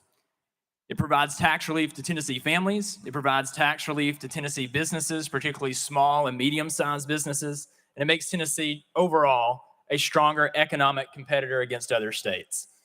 So 3 major things are tackled in this legislation. 3 major reforms to business tax, franchise and excise tax, and sales and use tax. This bill raises the threshold for who is subject to business tax in Tennessee from $10,000 to $100,000 in gross receipts. To give you an idea of what kind of effect that has, this will exempt 140,000 business locations in this state from paying business tax. Businesses with less than $100,000 in gross receipts will simply pay a $15 local license fee. So want to touch also on the franchise and excise tax. It provides a small business standard deduction up to $50,000. In its entirety, this deduction provides $94.5 million in tax relief for businesses in Tennessee. Every business with a profit, every business in this state with a profit, approximately 70,000 businesses will benefit. Over 23,000 businesses will see their excise tax liability reduced to 0. Want to touch just a second, we've talked a little bit already on the floor tonight about family leave. Well, this provides a 2-year state paid family leave credit. If a private employer chooses to provide an employee with family paid leave, the business can receive an excise tax credit based on the wages paid to the employee. The credit will mirror the federal credit and allow a business to offset up to 50% of their F&E liability. This bill transitions to a single sales factor. It gradually increases the sales factor over a 3-year period. Tennessee is currently at a disadvantage with most of the country with the single sales factor. This puts us more on a level playing field and certainly levels the playing field for Tennessee businesses. Lastly, and this is the one that maybe got a little bit more headlines, but all of these elements are huge. This creates a 3-month food sales tax holiday in August, September, and October, holds locals harmless. Again, tax savings for businesses, for individuals, for Tennessee families, and overall just continues to make Tennessee really just the greatest state in the nation to do business and the most economically friendly state in the nation. With that, I renew my motion. Leader Cochran renews his motion. Any discussion on the bill? Representative Rayford. Thank you, Mr. Speaker. I originally had a bill that offered a 2-month sales tax relief. This goes 1 month beyond that, which I praise the governor for. In addition to that, it offers other forms of tax relief. So I really compliment the governor. I think it's a great bill. Thank you. Thank you. Chairman Clements. Thank you, Mr. Speaker. And I just want to get a couple of things. When you adjust the apportionment formula for determining net worth for franchise taxes to a single sales factor, you understand that that's going to raise the taxes on some businesses, right? Leader Cochran. Thank you, Mr. Speaker. So what that will do is level the playing field for Tennessee businesses. Currently, you have out-of-state businesses who may have a large portion of their payroll or their property located outside the state, which puts our Tennessee businesses at a disadvantage. This puts everyone on the same level playing field where you're just figuring your sales in Tennessee divided by your sales everywhere else. So again, we want to make sure that everyone is playing by the same rules. We don't want businesses located solely in our state paying more taxes than those that are located outside. Chairman Clemens. Thank you, Mr. Speaker. I just want to make it clear that this isn't completely 100% tax cuts. Some people are going to face a tax increase within the state of Tennessee when you adjust this. Now, the other thing is we yet again, now I don't mind giving level on the playing field. I don't mind tax cuts. I don't mind helping small businesses, especially in improving our local economies. That's great. But yet again, these cuts to these business taxes are permanent. Yet we're making the sales tax holiday temporary. So the working families of Tennessee, yet again, are going to be forced to carry the load with a regressive sales tax that directly affects their family. But we're giving permanent tax cuts to all these businesses. We have got to, as a state, focus on helping working families. I would encourage this body to focus more and consider the working families and the sales taxes that every family pays them. Let's give those as much attention as we do to the business cuts that we continually give to businesses across the state of Tennessee. Thank you, Mr. Speaker. Thank you, sponsor. Leader Cochran.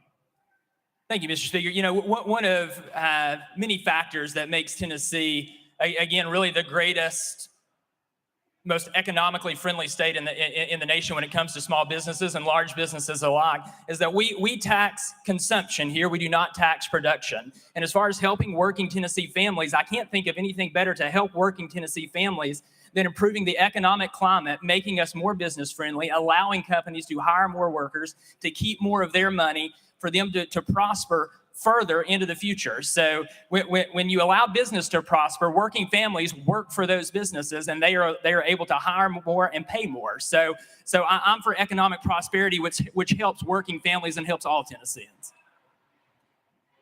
Chairman Clemens. Thank you, Mr. Speaker. I appreciate that, and I understand that theory. But what we have seen is those profits and those tax cuts are being held by the companies and the executives within those companies. It's not making its way to the employees. They're not getting paid family leave. They're not getting benefits. We continue to be a union-busting state, but we're not giving that money to the people who are driving those businesses. That's the workers. That's the problem. If we could ensure that the money those businesses were saving was going into those workers' pockets that are going to have to pay to drive on toll lanes in the next few years, then I could understand this. But we need to focus on equity with tax cuts. These temporary sales taxes are great. Representative Bo Mitchell and I called for a 3-month gas tax relief last year, grocery tax relief last year.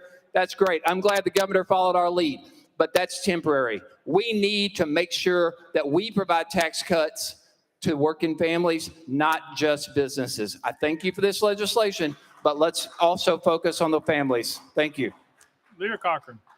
Thank you, Mr. Speaker. And Representative, I would just say that there's a concept called voting with your feet, and the thousands of people locating to this state every month, I think is a pretty good indication that Tennessee is doing something right, that businesses are hiring and people are prospering in this state because of policies just like this one.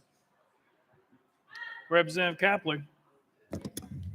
Thank you, Mr. Speaker. I move previous question. Previous question been called. Any objection? Seeing none, we're voting. All those in favor of House Bill 323 as amended, vote aye when the bell rings. Those opposed, vote no. Has every member voted? Does any member wish to change their vote? Baradine.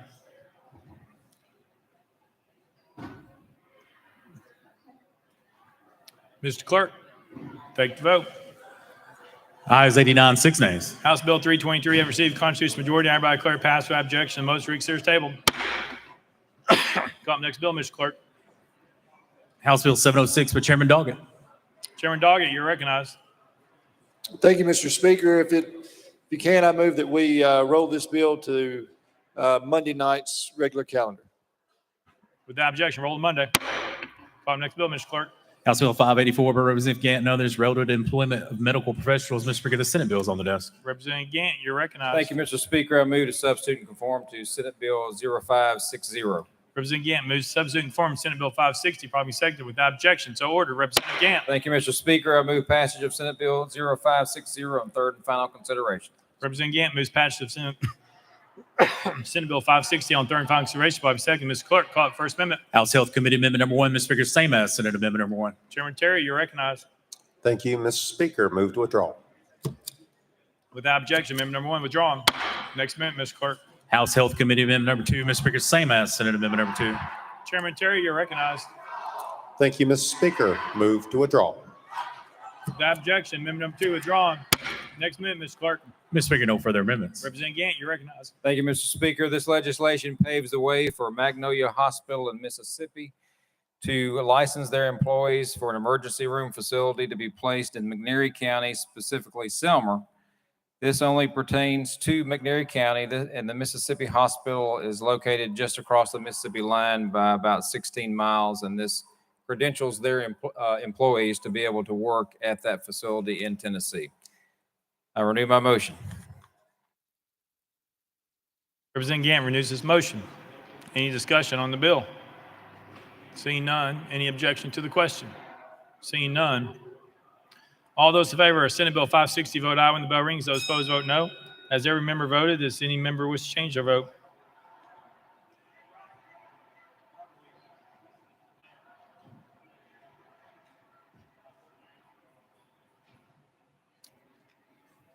Mr. Clerk. Take the vote. Ayes 92, no nays. Senate Bill 560 having received the constitutional majority, I hereby declare it passed without objection. The motion reconsider is tabled. Call up next bill, Mr. Clerk. House Bill 606 by Chairman Hawk and others relative to adoption. Chairman Hawk, you're recognized. Thank you, Mr. Speaker. I move passage of House Bill 606 on third and final consideration. Chairman Hawk moves passage, probably second. Ms. Clerk, call it First Amendment. House Civil Justice Committee Amendment number 1. Chairman Farmer, you're recognized. Thank you, Mr. Speaker. This amendment reroutes the bill. I defer it for the sponsor for further explanation. Move to adopt. Chairman Farmer moves adoption amendment number 1, probably second. Any discussion on the amendment? Seeing none. All those in favor of amendment number 1 say aye. Aye. All those opposed say no. The ayes have it. You adopted. Next amendment, Ms. Clerk. Mr. Speaker, no further amendments. Chairman Hawk, you're recognized. Thank you, Mr. Speaker. Adoption facilitators are unlicensed, unregulated, and illegal entities in the state of Tennessee. They are typically out-of-state bad actors who prey online on both expectant parents and prospective adoptive parents. They charge exorbitant fees for adoptive parents for no real services. House Bill 606, as amended, will crack down on these facilitators by placing this unscrupulous activity under the Consumer Protection Act, and it will increase potential civil financial penalties on these bad actors. With that explanation, Mr. Speaker, I renew my motion. Chairman Hall renews this motion. Any discussion on the bill? Seeing none, any objection to the question? Seeing none. All those in favor of House Bill 606 as amended, vote aye when the bell rings. Those opposed, vote no. Has every member voted? Does any member wish to change their vote?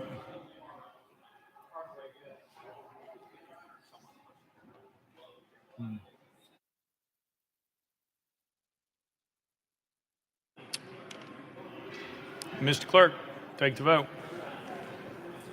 Ayes 93, no nays. House Bill 606, having a constitutional majority, I hereby declare passed without objection. The motion reconsiders table.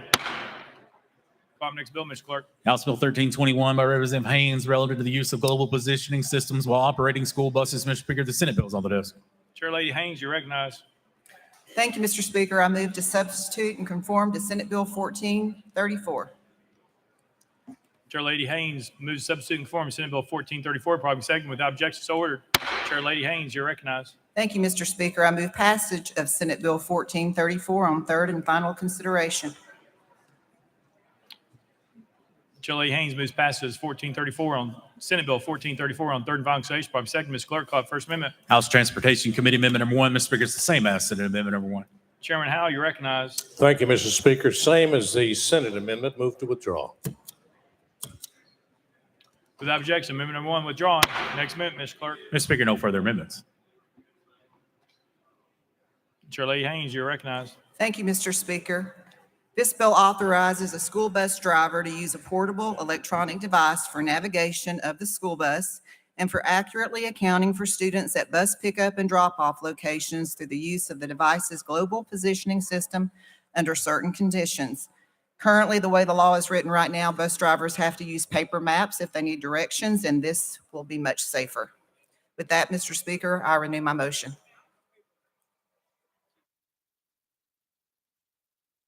Chair Lady Haynes renews her motion. Any discussion on the bill?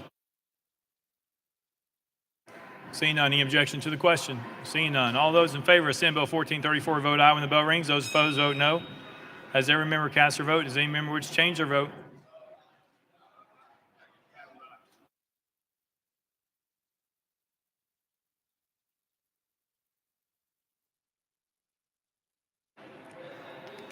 Mr. Clerk, please take the vote. Ayes 93, no nays. Senate Bill 1434, having received a constitutional majority, I hereby declare passed without objection. The motion reconsiders table. Call up next bill, Mr. Clerk. House Bill 896 by Chairman Hurt relative to kindergarten through grade 12 education. Mr. Speaker, the Senate bill is on the desk. Representative Hurt, you recognize. Thank you, Mr. Speaker. I move to substitute and conform to Senate Bill 421. Representative Hurt moves to substitute and conform to Senate Bill 421 without objection, so ordered. Representative Hurt.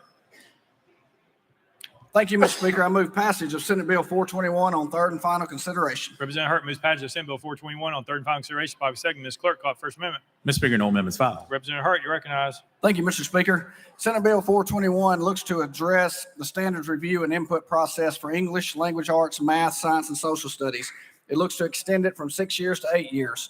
With the pandemic and other considerations, increased workload for the Textbook and Instructional Materials Commission, as well as the need for teachers to get used to teaching the standards before they're substantively changed, the State Board of Education is seeking this change and the timeline going forward. This change is welcomed by districts as well as the Textbook and Instructional Materials Commission.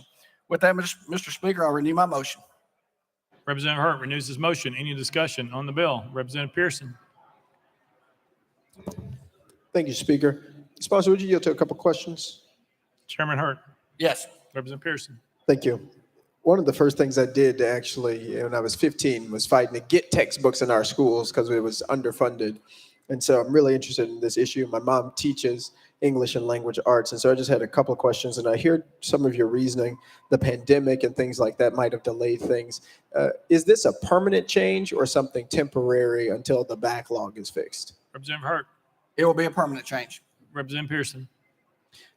And what do you think are going to be the benefits for folks not getting what would be, I guess right now, every 6 years, an updated textbook compared to 8 years? Representative Hurt. Thank you, Mr. Speaker. The couple of benefits, one of the main ones to districts is they're saving money. It reduces state expenditures and local expenditures. And also remember that LEAs can choose to adopt other curriculum if it's approved. Less than that, they just can't extend it past the 8 years. Representative Pearson. Gotcha. Can you talk a little bit more about that? So LEAs can get newer textbooks. They don't have to wait. Just talk through that a little bit. Representative Hurt. Thank you, Mr. Speaker. Yes, if LEA chooses, they can adopt other textbooks within that time frame, just not longer, but as long as they're up on the approved list. Representative Pearson. And this committee or this group, they would be approving every 8 years what would be reasonable for an LEA to use. And so right now, whatever was used previously, when it was just 73 months, is what people can use for the next 93. Is that correct? Hurt. If I understand you right, yes, that's correct. Representative Pearson. Got it. Thanks. Any further discussion? Seeing none, any objection to the question? Seeing none. All those in favor of Senate Bill 421, vote aye when the bell rings. Those opposed, vote no. As every member casts a vote, does any member wish to change their vote?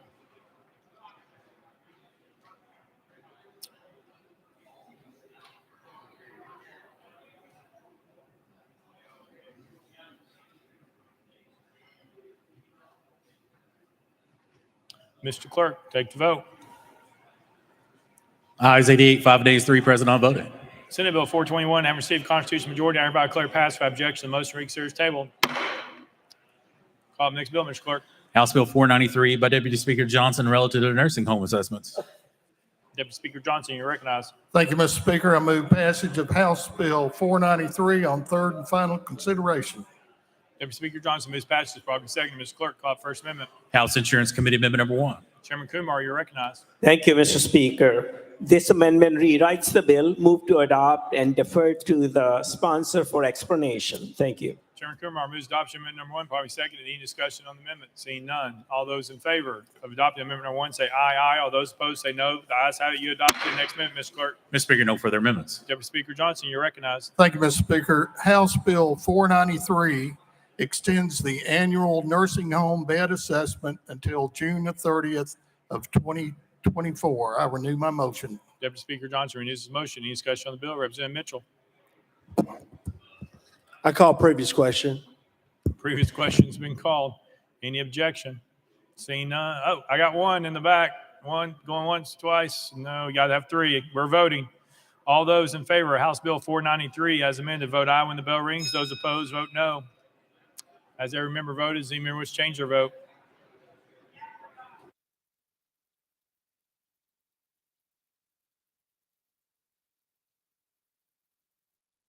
Mr. Clerk, take the vote. Ayes 95, no nays. House Bill 493, having received a constitutional majority, I hereby declare passed without objection. Motion reconsiders table. Call up next bill, Mr. Clerk. House Bill 126 by Representative Leatherwood and others relative to county boundaries. Mr. Speaker, Senate bills on the desk. Representative Leatherwood, you're recognized. Thank you, Mr. Speaker. I move substitute and conform to Senate Bill 125. Representative Leatherwood moves substitute form and Senate Bill 125, properly seconded without objection. So ordered. Representative Leatherwood. Thank you, Mr. Speaker. I move passage of Senate Bill 125 on third and final consideration. Representative Leatherwood moves passage of Senate Bill 125 on third and final consideration, properly seconded. Mr. Clerk, call for First Amendment. House Local Government Committee Amendment number 1. Mr. Speaker, it's the same as Senate Amendment number 1. Chairman Crawford, you're recognized. Thank you, Mr. Speaker. This is the same as the Senate amendment. Move to withdraw. Without objection, amendment number 1 withdrawn. Next amendment, Mr. Clerk. Mr. Speaker, no further amendments. Representative Leatherwood, you're recognized. Thank you, Mr. Speaker. This bill clarifies the boundary line between Shelby County and Fayette County, and both counties have passed supporting resolutions by over a 2/3 majority. With that, I renew my motion.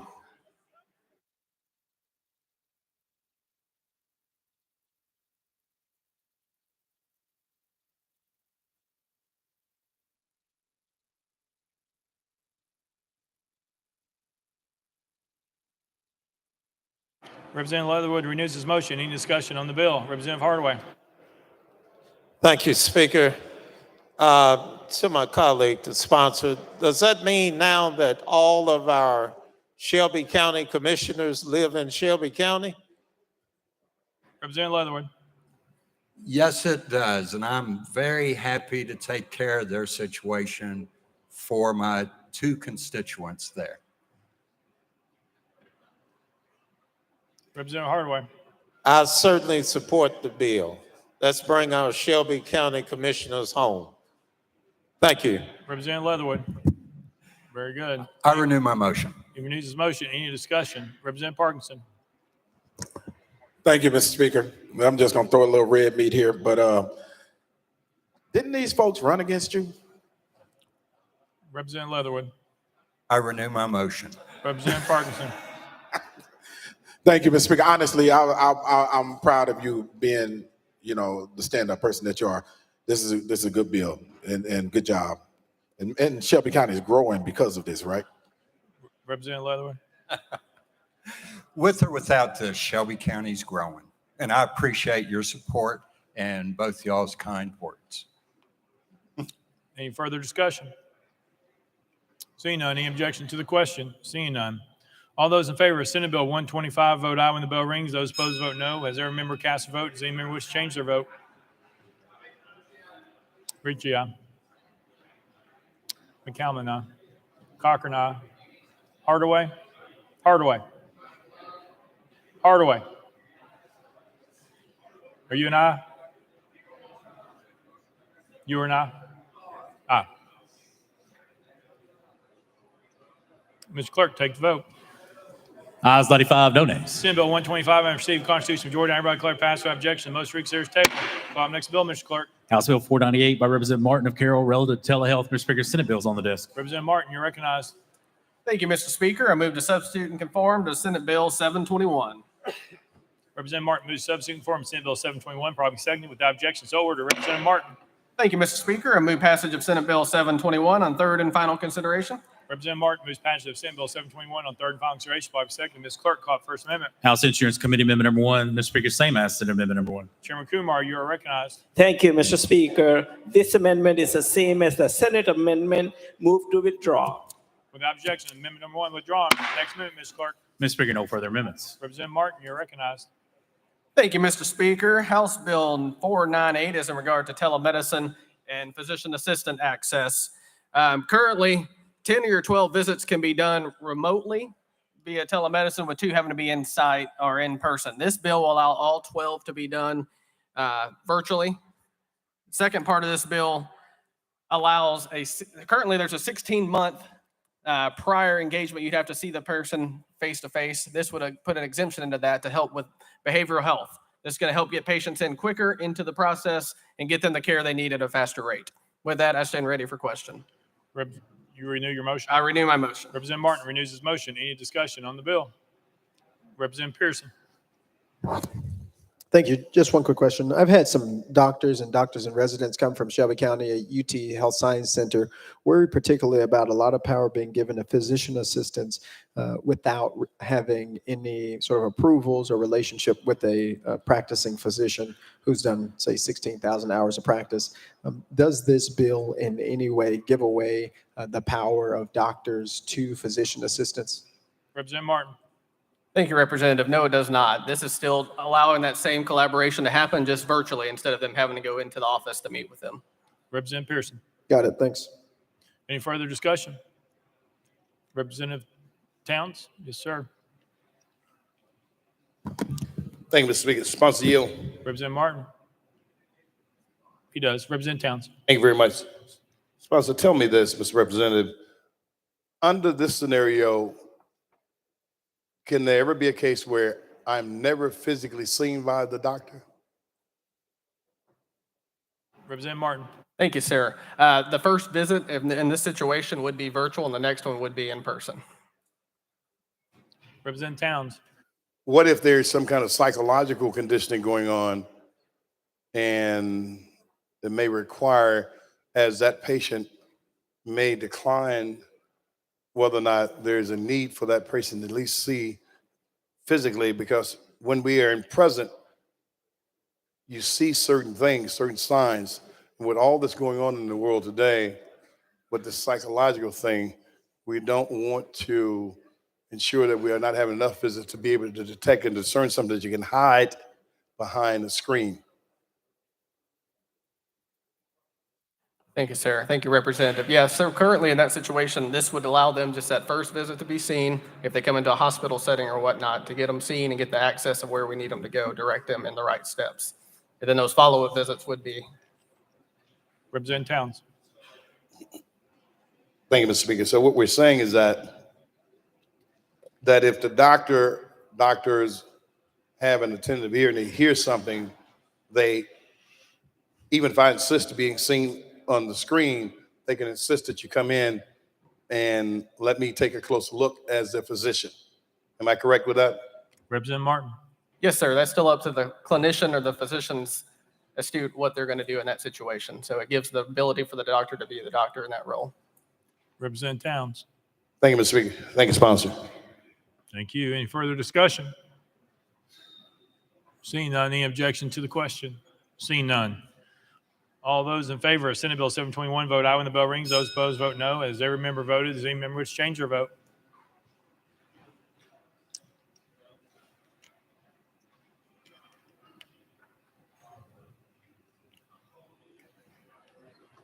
Mr. Clerk, take the vote. Ayes 95, no nays. Senate Bill 721, having received a constitutional majority, I hereby declare it passed without objection. The motion reads serious table. Five next bill, Mr. Clerk. House Bill 650 by Representative McCallum relative to parking. Mr. Speaker, the Senate bill is on the desk. Representative McCallum, you're recognized.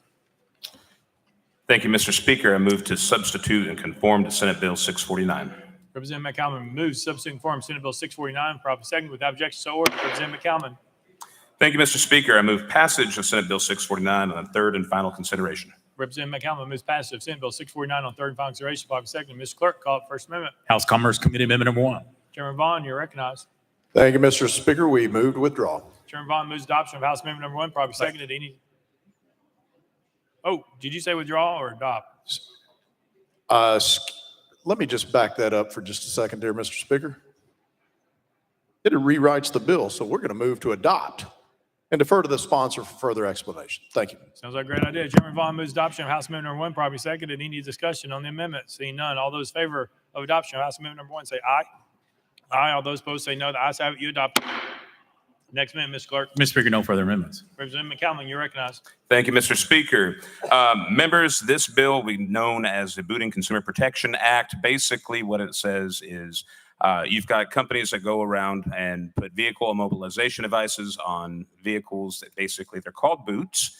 It says that if you're going to place those on people's cars, you have to take credit card in addition to cash. If you refuse to take credit card, you have to physically invoice them. Also says if you're going to do this on private property, you have to have signage posted, as well as with regards to employees putting this on, installing these devices, they have to be paid. Normal hourly employee, they can't be paid on commission. And with that, I renew my motion. Representative McCallum renews his motion. Any discussion on the bill? Seeing none. Any objection to the question? Seeing none. All those in favor of Senate Bill 649 as amended, vote aye when the bell rings. Those opposed, vote no. Has every member voted? Does any member wish to change their vote?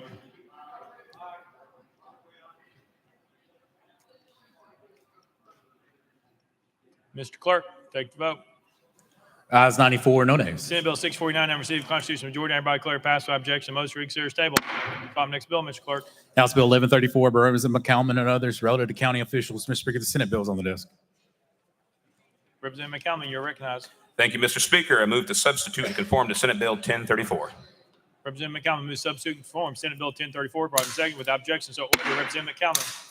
Thank you, Mr. Speaker. I move passage of Senate Bill 1034 on third and final consideration. Representative McCallum moves passage of Senate Bill 1034 on third and final consideration. Probably second. Mr. Clerk, call First Amendment. House Local Government Committee Amendment number 1. Mr. Speaker, it's the same as Senate Amendment number 1. Chairman Crawford, you're recognized. Thank you, Mr. Speaker. This is the same as the Senate amendment. Move to withdraw. Without objection, amendment number 1 withdrawn. Next amendment, Mr. Clerk. Mr. Speaker, no further amendments. Representative McCallum, you're recognized. Thank you, Mr. Speaker. Members, this bill provides a grace period for our county officials. Currently, they are sworn in on the 1st of September. They have to have a bond that is posted and approved by the county commission. That usually doesn't happen to the third week of September. What this does is provide some grace period so that they can act in their official capacity without breaking the law. There's some other provisions in there that says the mayor can approve said bond upon swearing in, and it doesn't forbid counties from providing self-insurance during that period if they wish to get it. And with that, I renew my motion. Representative McCallum renews his motion. Any discussion on the bill? Representative Whitson. I want to thank my good friend from Williamson County for carrying this legislation. Our county, I think, trustee asked us to do this, and I just want to thank you for standing up for our county officials and the great job you're doing, my good friend. Representative McCallum. Thank you very much to my dear friend from Western Williamson County. Any further discussion? Seeing none. Any objection to the question? Seeing none. All those in favor of Senate Bill 1034 vote aye when the bell rings. Those opposed vote no. As every member casts a vote, same member wishes to change their vote. Jernigan, aye.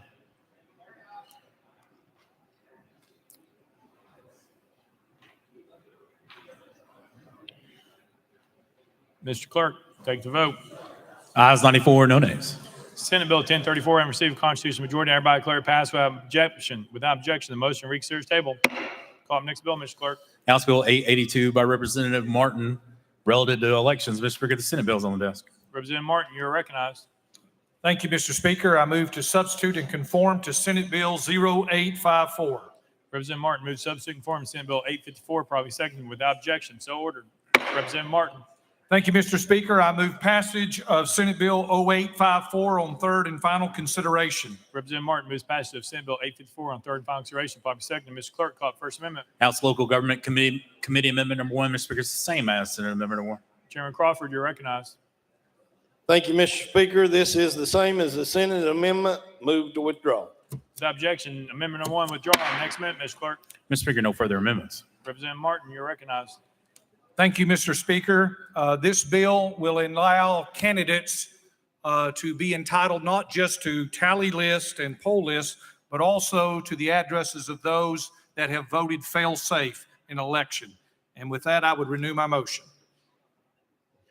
Representative Martin renews his motion. Any discussion on the bill?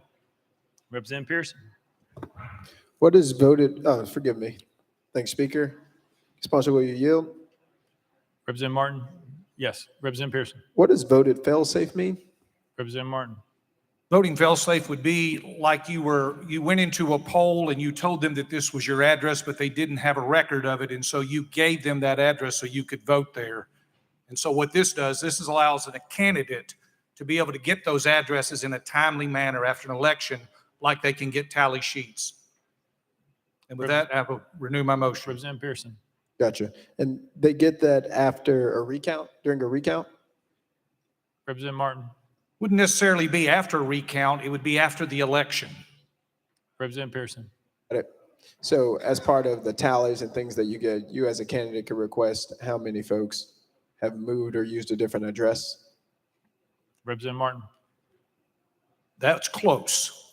If you request those tally sheets and those polling lists, you can request the addresses of the people who voted with an address that's different than what they had at the election commission, so that you can request that information in a timely manner. Representative Pearson. Gotcha. What do you think, I guess, what's the intention of that? So after we get that, why would we want that information? Or what would we want to do with it as legislators or as candidates? Representative Martin. Because we believe in election integrity. And we believe that people should have the opportunity that if you think that there are people that perhaps have voted that didn't live in a certain place, that you would have an accountability for that. That's the purpose. Representative Martin. Representative Pearson. Yeah. Okay. I was with you there, sponsor, because I really do. I understand the need for the information, the ability to have us to reach out to folks as we run for office, and it's good to know who's participating in our democracy. But I think our intention is also really important for why we would want more information from our constituents or from folks who voted, and to ensure that intention is a positive one. Thank you. Thank you. Representative Martin. I renew my motion. All right, Representative Jones. Thank you, Mr. Speaker. Colleagues, this bill is feeding into a false narrative of a stolen election, whatever we want to call it. It seems like the intention of this bill is to perpetuate that mythology of election integrity when Tennessee, if we want to focus on election integrity, should be expanding access to voting and make sure that our people turn out to vote instead of passing these restrictive laws that intimidate or try and suppress the vote. And so this law is a solution in search of a problem, once again, to try and portray people who may have moved as people who are voting falsely. This is a very ill-intentioned bill. It's a very disheartening to see that this is what we're prioritizing when Tennessee has some of the lowest voter turnout in the nation. And so I hope that we can go forward toward looking at how do we expand our democracy? How do we make sure people have easier access to the ballot instead of creating these rogue lists to intimidate voters who moved and changed their address? Again, this is ridiculous, and I hope that my colleagues in this chamber will vote against it. Out of order. Representative Martin, you're recognized. This bill has nothing to do with mythology. If you want to know mythology, then I would think it would be something that you would want to go and talk to your 11th grade English teacher. This is about integrity. This is about people that when they go and they sign up.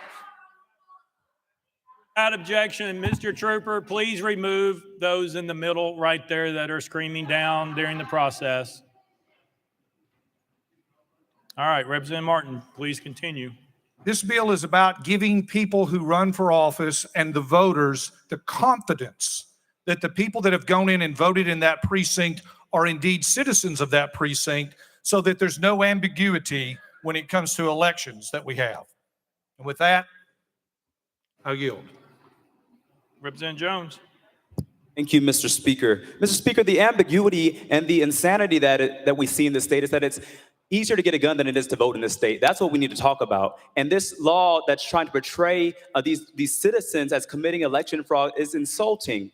We need to be expanding access to the ballot, repealing these voter suppression laws, and stand with the people who are the boss of each of us in this building. And so again, this mythology, this false narrative, what I would call it is a lie, but I'm trying to use words that will move us forward, but it's a lie. That what we saw is the exact opposite. We're seeing the suppression of our citizens' votes. We're seeing gerrymandered districts that have created this false power in this body. And so I think you owe the people of Tennessee an apology for pushing this narrative of election integrity, and the people of America an apology when we're pushing this narrative of election integrity, when what we have is election suppression. What we have is some of the lowest voter turnout in this nation. What we have is 1 in 5 Black Tennesseans can't vote because of felony disenfranchisement. What we have is that students cannot use their student ID cards to vote. What we have is a system that makes it hard for people to vote because people in this body are afraid of the voice of the people. Representative Martin. I renew my motion. Representative Hardaway. Thank you, Speaker. To the sponsor, we're doing Senate Bill 854, and it has an amendment that removes some reference to the delivery of the information on voters who change their residential address at the polling place. So give me a synopsis of the bill as it stands amended. Representative Martin. Each candidate has a right, and this is all that the bill is that each candidate has a right to have delivered to the candidate by the State Election Commission or the County Election Commission certified copies of all poll list and tally sheets, that's already in the law, used in an election in which the candidate ran, and a list of all voters who changed their residential address to vote under paragraph 2-7-140 upon demand and payment of regular legal fees, and copies of the fail-safe affidavits or change of address forms completed by the voters may be used to comply with the request for the list of all voters who changed their residential address to vote in the election. So it's allowing a candidate to get the addresses of the individuals that voted in a different address than what the Election Commission has. That is something that I think allows people who run for office and people who vote to have confidence that the people that they voted for were indeed the people that belonged in that particular district. Representative Hardaway. And what's the time frame for the Election Commission, the state or the county, to provide the information? Representative Martin. Thank you for the question. That's a great question. It doesn't necessarily say that it has to be done in a day or 2 days or 3 days, but what this is going to do is it's going to allow a candidate to not have to go through a FOIA request to find out the numbers of people who voted fail safe. Representative Hardaway. All right, and so the information, there's some reference to legal fees. So the Election Commission has a right to charge for that information? Representative Martin. Yes, if they're going to have to be able to gather up these names and addresses, there's an expense involved in that. It's a little bit time consuming depending on how many people voted fail safe. And so that's what the reference is to, because there would be an expense with regard to that. Representative Hardaway. Is there allowance for indigency for those candidates who may not be able to afford that legal fee or that legal cost? Representative Martin. No, sir. Representative Hardaway. All right, for that reason, I'm going to have to vote against the bill. There needs to be something to even the playing field between those who have big money and those who don't when it comes to elections. So I think I understand where you're going with this, but there's got to be, when we're looking at these type of bills, there's got to be some allowance for leveling the playing field between those who have and those who have not. So other than that, I appreciate where you're trying to go, but I'll have to oppose the bill. Thank you, Speaker. Representative McCallum, you're recognized. Thank you, Mr. Speaker. I move previous question. Representative McCallum calls previous question. Any objection? Seeing none, we're voting. All those in favor of Senate Bill 854 vote aye when the bell rings. Those opposed vote no. Has every member voted? Does any member wish to change their vote? Garrett, aye. Hammer, no. Martin, aye.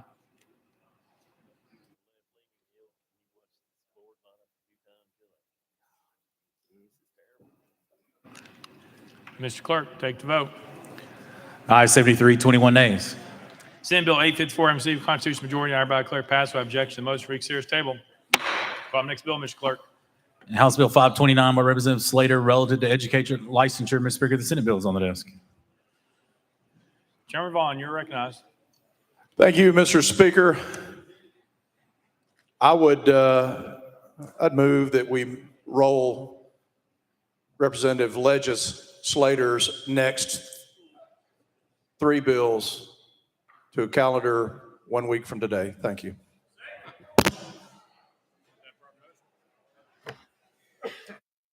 That's proper motion, properly seconded. Any objection? Without objection, roll. Call the next bill, Mr. Clerk. Mr. Speaker, that brings the body to item 21. That's Senate Bill 93 by Representative Parkinson. Representative Parkinson, you're recognized. Mr. Speaker, let me roll this to Monday's calendar, please. Without objection, roll. Call the next bill, Mr. Clerk. Mr. Speaker, that completes the regular count. Next order, Mr. Clerk. Unfinished business. Unfinished business. Representative Holtzclaw, you're recognized. Thank you, Mr. Speaker. I move that the rules be suspended for immediate consideration of SJR 355. Mr. Clerk, read the caption. Senate Joint Resolution 355 by Chairman Holtzclaw, resolution honoring and congratulate the Hampton High School boys basketball team upon winning the TSSAA Division I Class A state championship. You've heard the caption. Any objections? Without objections, the rules are suspended. Representative Holtzclaw. I move to concur in SJR 355 and those members voting in affirmative be listed as co-prime sponsors. Representative Holtzclaw moves to concur in Senate Joint Resolution 355, properly seconded. Any objection to the question? Seeing none, all those in favor say aye, aye. All those opposed say no. The ayes have it. I declare concurred in without objection. The motion reconsiders table. Representative Hardaway, you're recognized.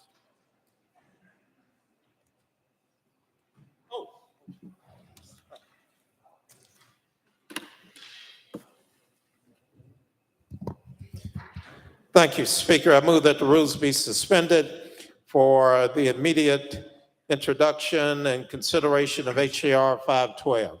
Mr. Clerk, read the caption. House Joint Resolution 512 by Representative Hardaway and others, a resolution to honor the memories of Echo Cole, Robert Walker, whose deaths ignited the 1968 sanitation workers strike. You've heard the caption. Any objections? Without objection, the rules are suspended. Representative Hardaway. Speaker, I move adoption of HJR 512. Representative Hardaway moves adoption of House Joint Resolution 512, properly seconded. Any objection to the question? Seeing none, all those in favor of House Joint Resolution 512 say aye, aye. All those opposed say no. The ayes have it. I declare adopted without objection. Most reconsiders table. Without objection, let the journal reflect. Representative Lynn voted aye on Senate Bill 600.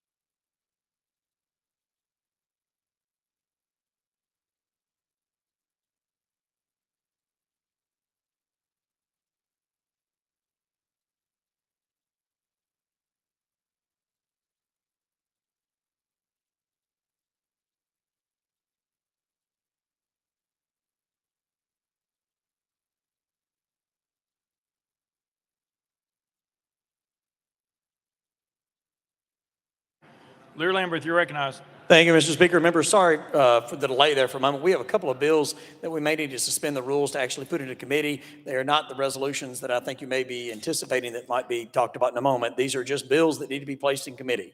So with that, Mr. Speaker, I move that House Bill 1569 be heard in the local government committee this week. And we have one other one.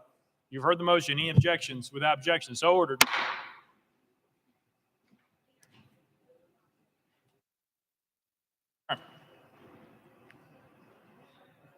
Representative Farmer, you're recognized.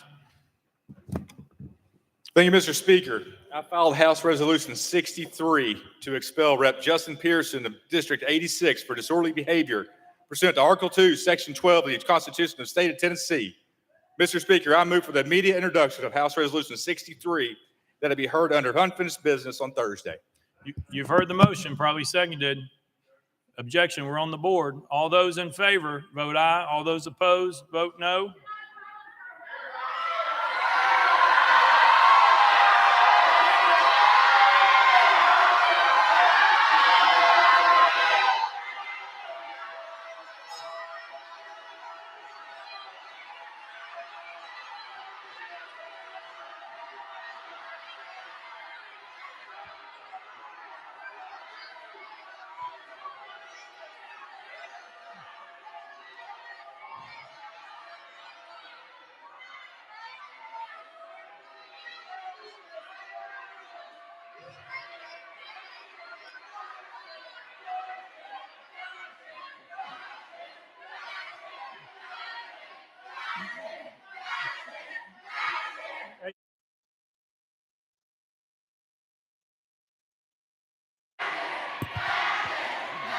Mr. Trooper, unfortunately, the members cannot hear. I ask you to clear out the balcony, please.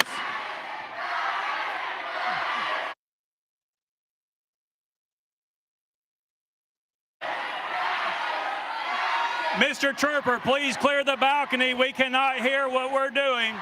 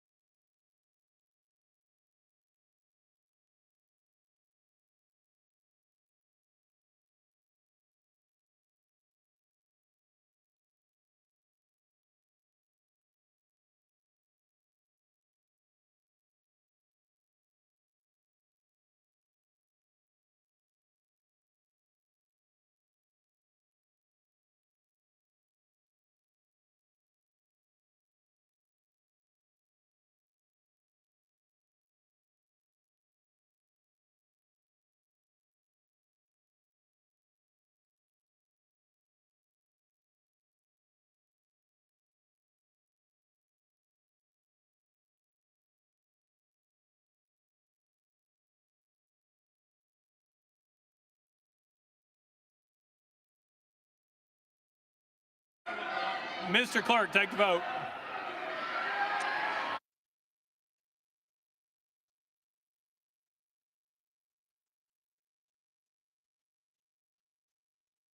Mr. Clerk.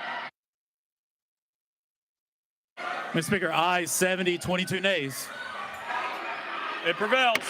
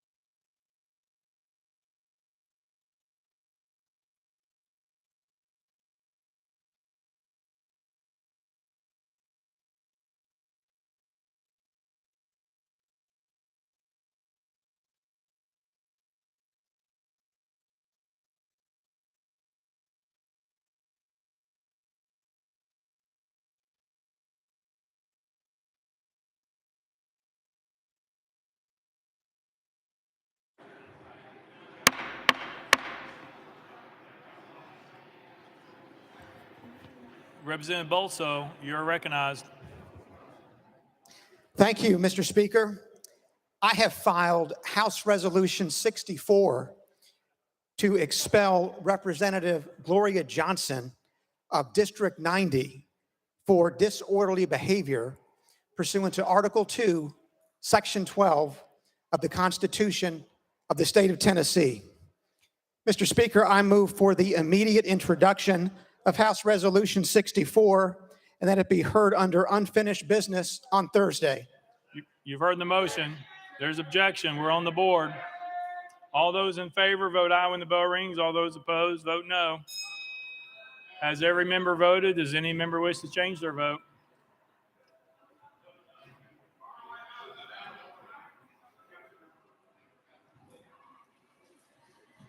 Mr. Clerk, take the vote.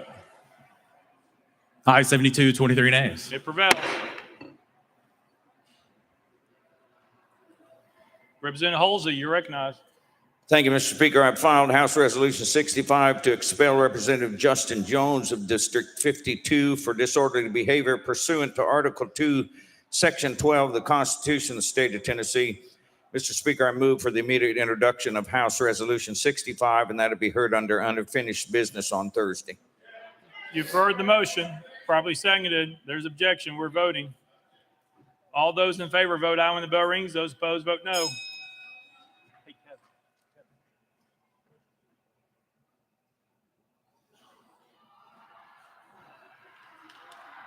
Mr. Clerk, please take the vote. Aye, 72, 23 nays. It prevails. Chairman Clemens, you're recognized.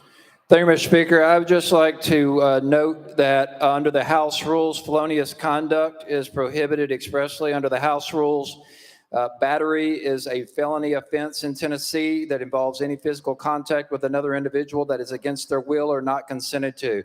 Having witnessed a battery on this House floor, I think we need to respond in kind to anyone who has committed this felonious conduct at the appropriate time. Thank you, Mr. Speaker. All right, thank you. Lear Lambert. Thank you, Mr. Speaker, and not to mention details on something like this, but for an assault to be a felony, it actually needs to be committed by a deadly weapon, or we don't have battery in this state, so with all due respect, we have assault, and for it to be a felony, it would have to be with a deadly weapon or cause serious bodily injury. If you have witnessed that, I would certainly recommend that you act upon that, but any other type of assault would be a misdemeanor, also which we would not approve of, but I did want to make a statement that misdemeanor assault is, I believe, what you described. We're not under announcements, we're under unfinished business. So unless it has something to do with procedure or unfinished business, you can talk. If it does not, then you'll be ruled out of order. Representative Jones. Thank you, Mr. Speaker. Mr. Speaker, parliamentary inquiry as the complaint process. Representative Justin Lafferty pushed me and stole my phone and tried to incite a riot with his fellow members in this section of the House floor. I have it on video. I will send it to you. Representative Jones, that is not a parliamentary question. That is an accusation, which was just addressed. And so therefore, you can have that question at a later date, but this is unfinished business, as we had said. Representative Parkinson, are you wanting something under unfinished business?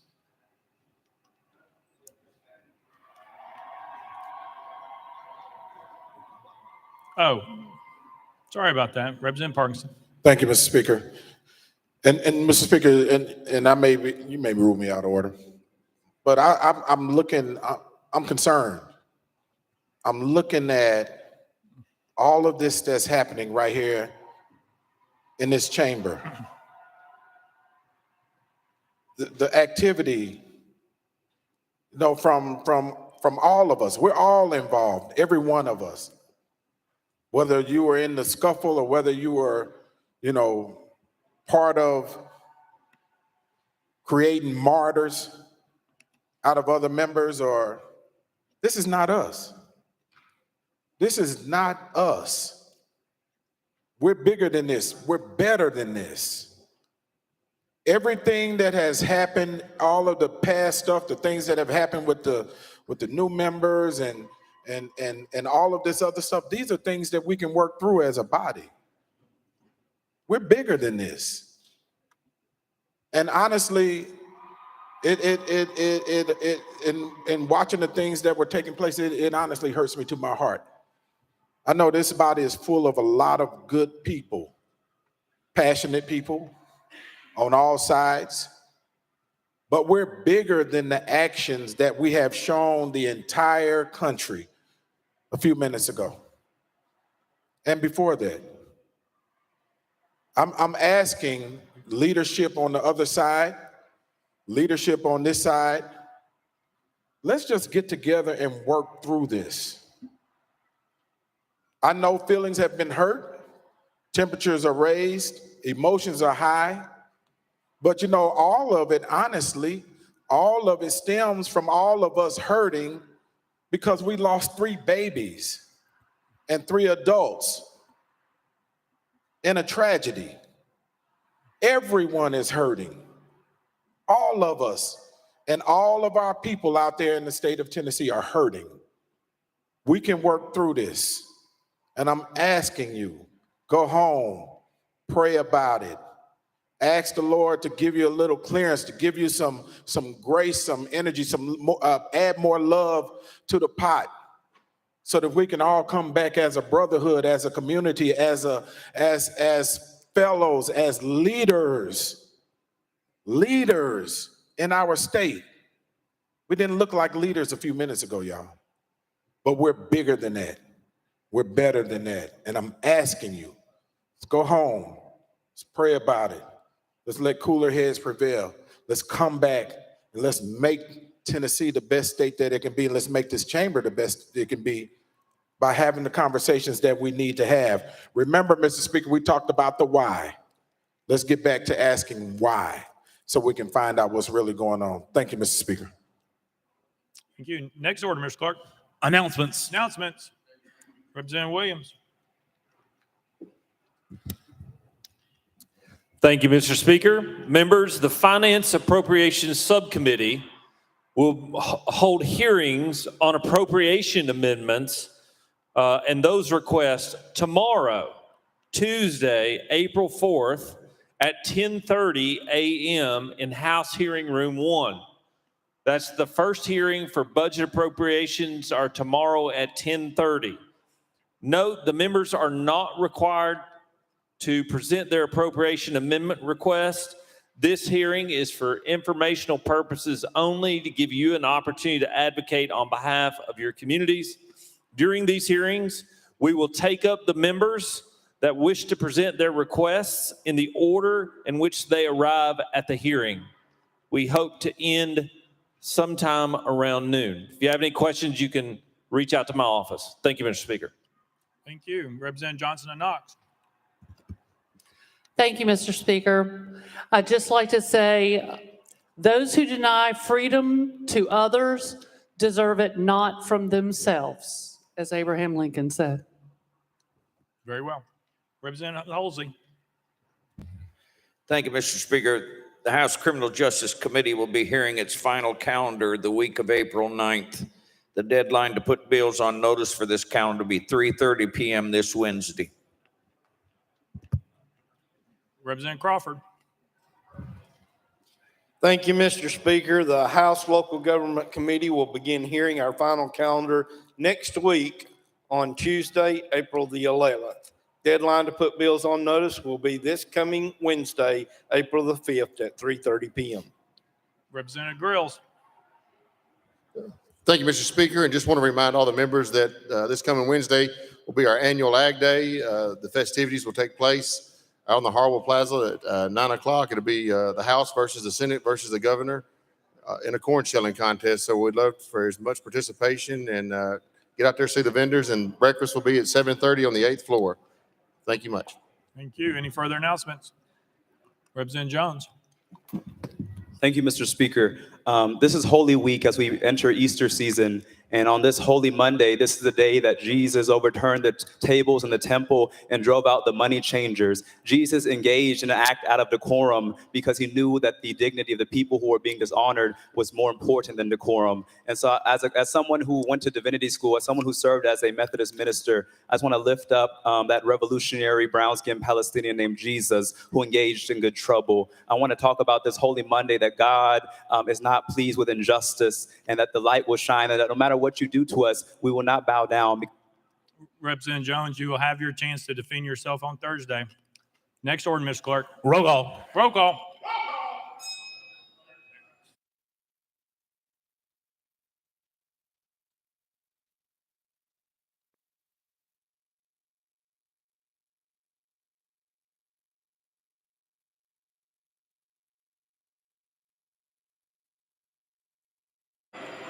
Mr. Clerk, take the roll. Mr. Speaker, 94 members present. Next order, Mr. Clerk. That completes the regular order, Mr. Speaker. Leader Lambert, you're recognized. Leader Cochran, you're recognized. Thank you, Mr. Speaker. I move the House stand in recess until 9 a.m. on Thursday, April 6, 2023. Without objection, the House stands in recess till 9 a.m. on Thursday, April 6, 2023.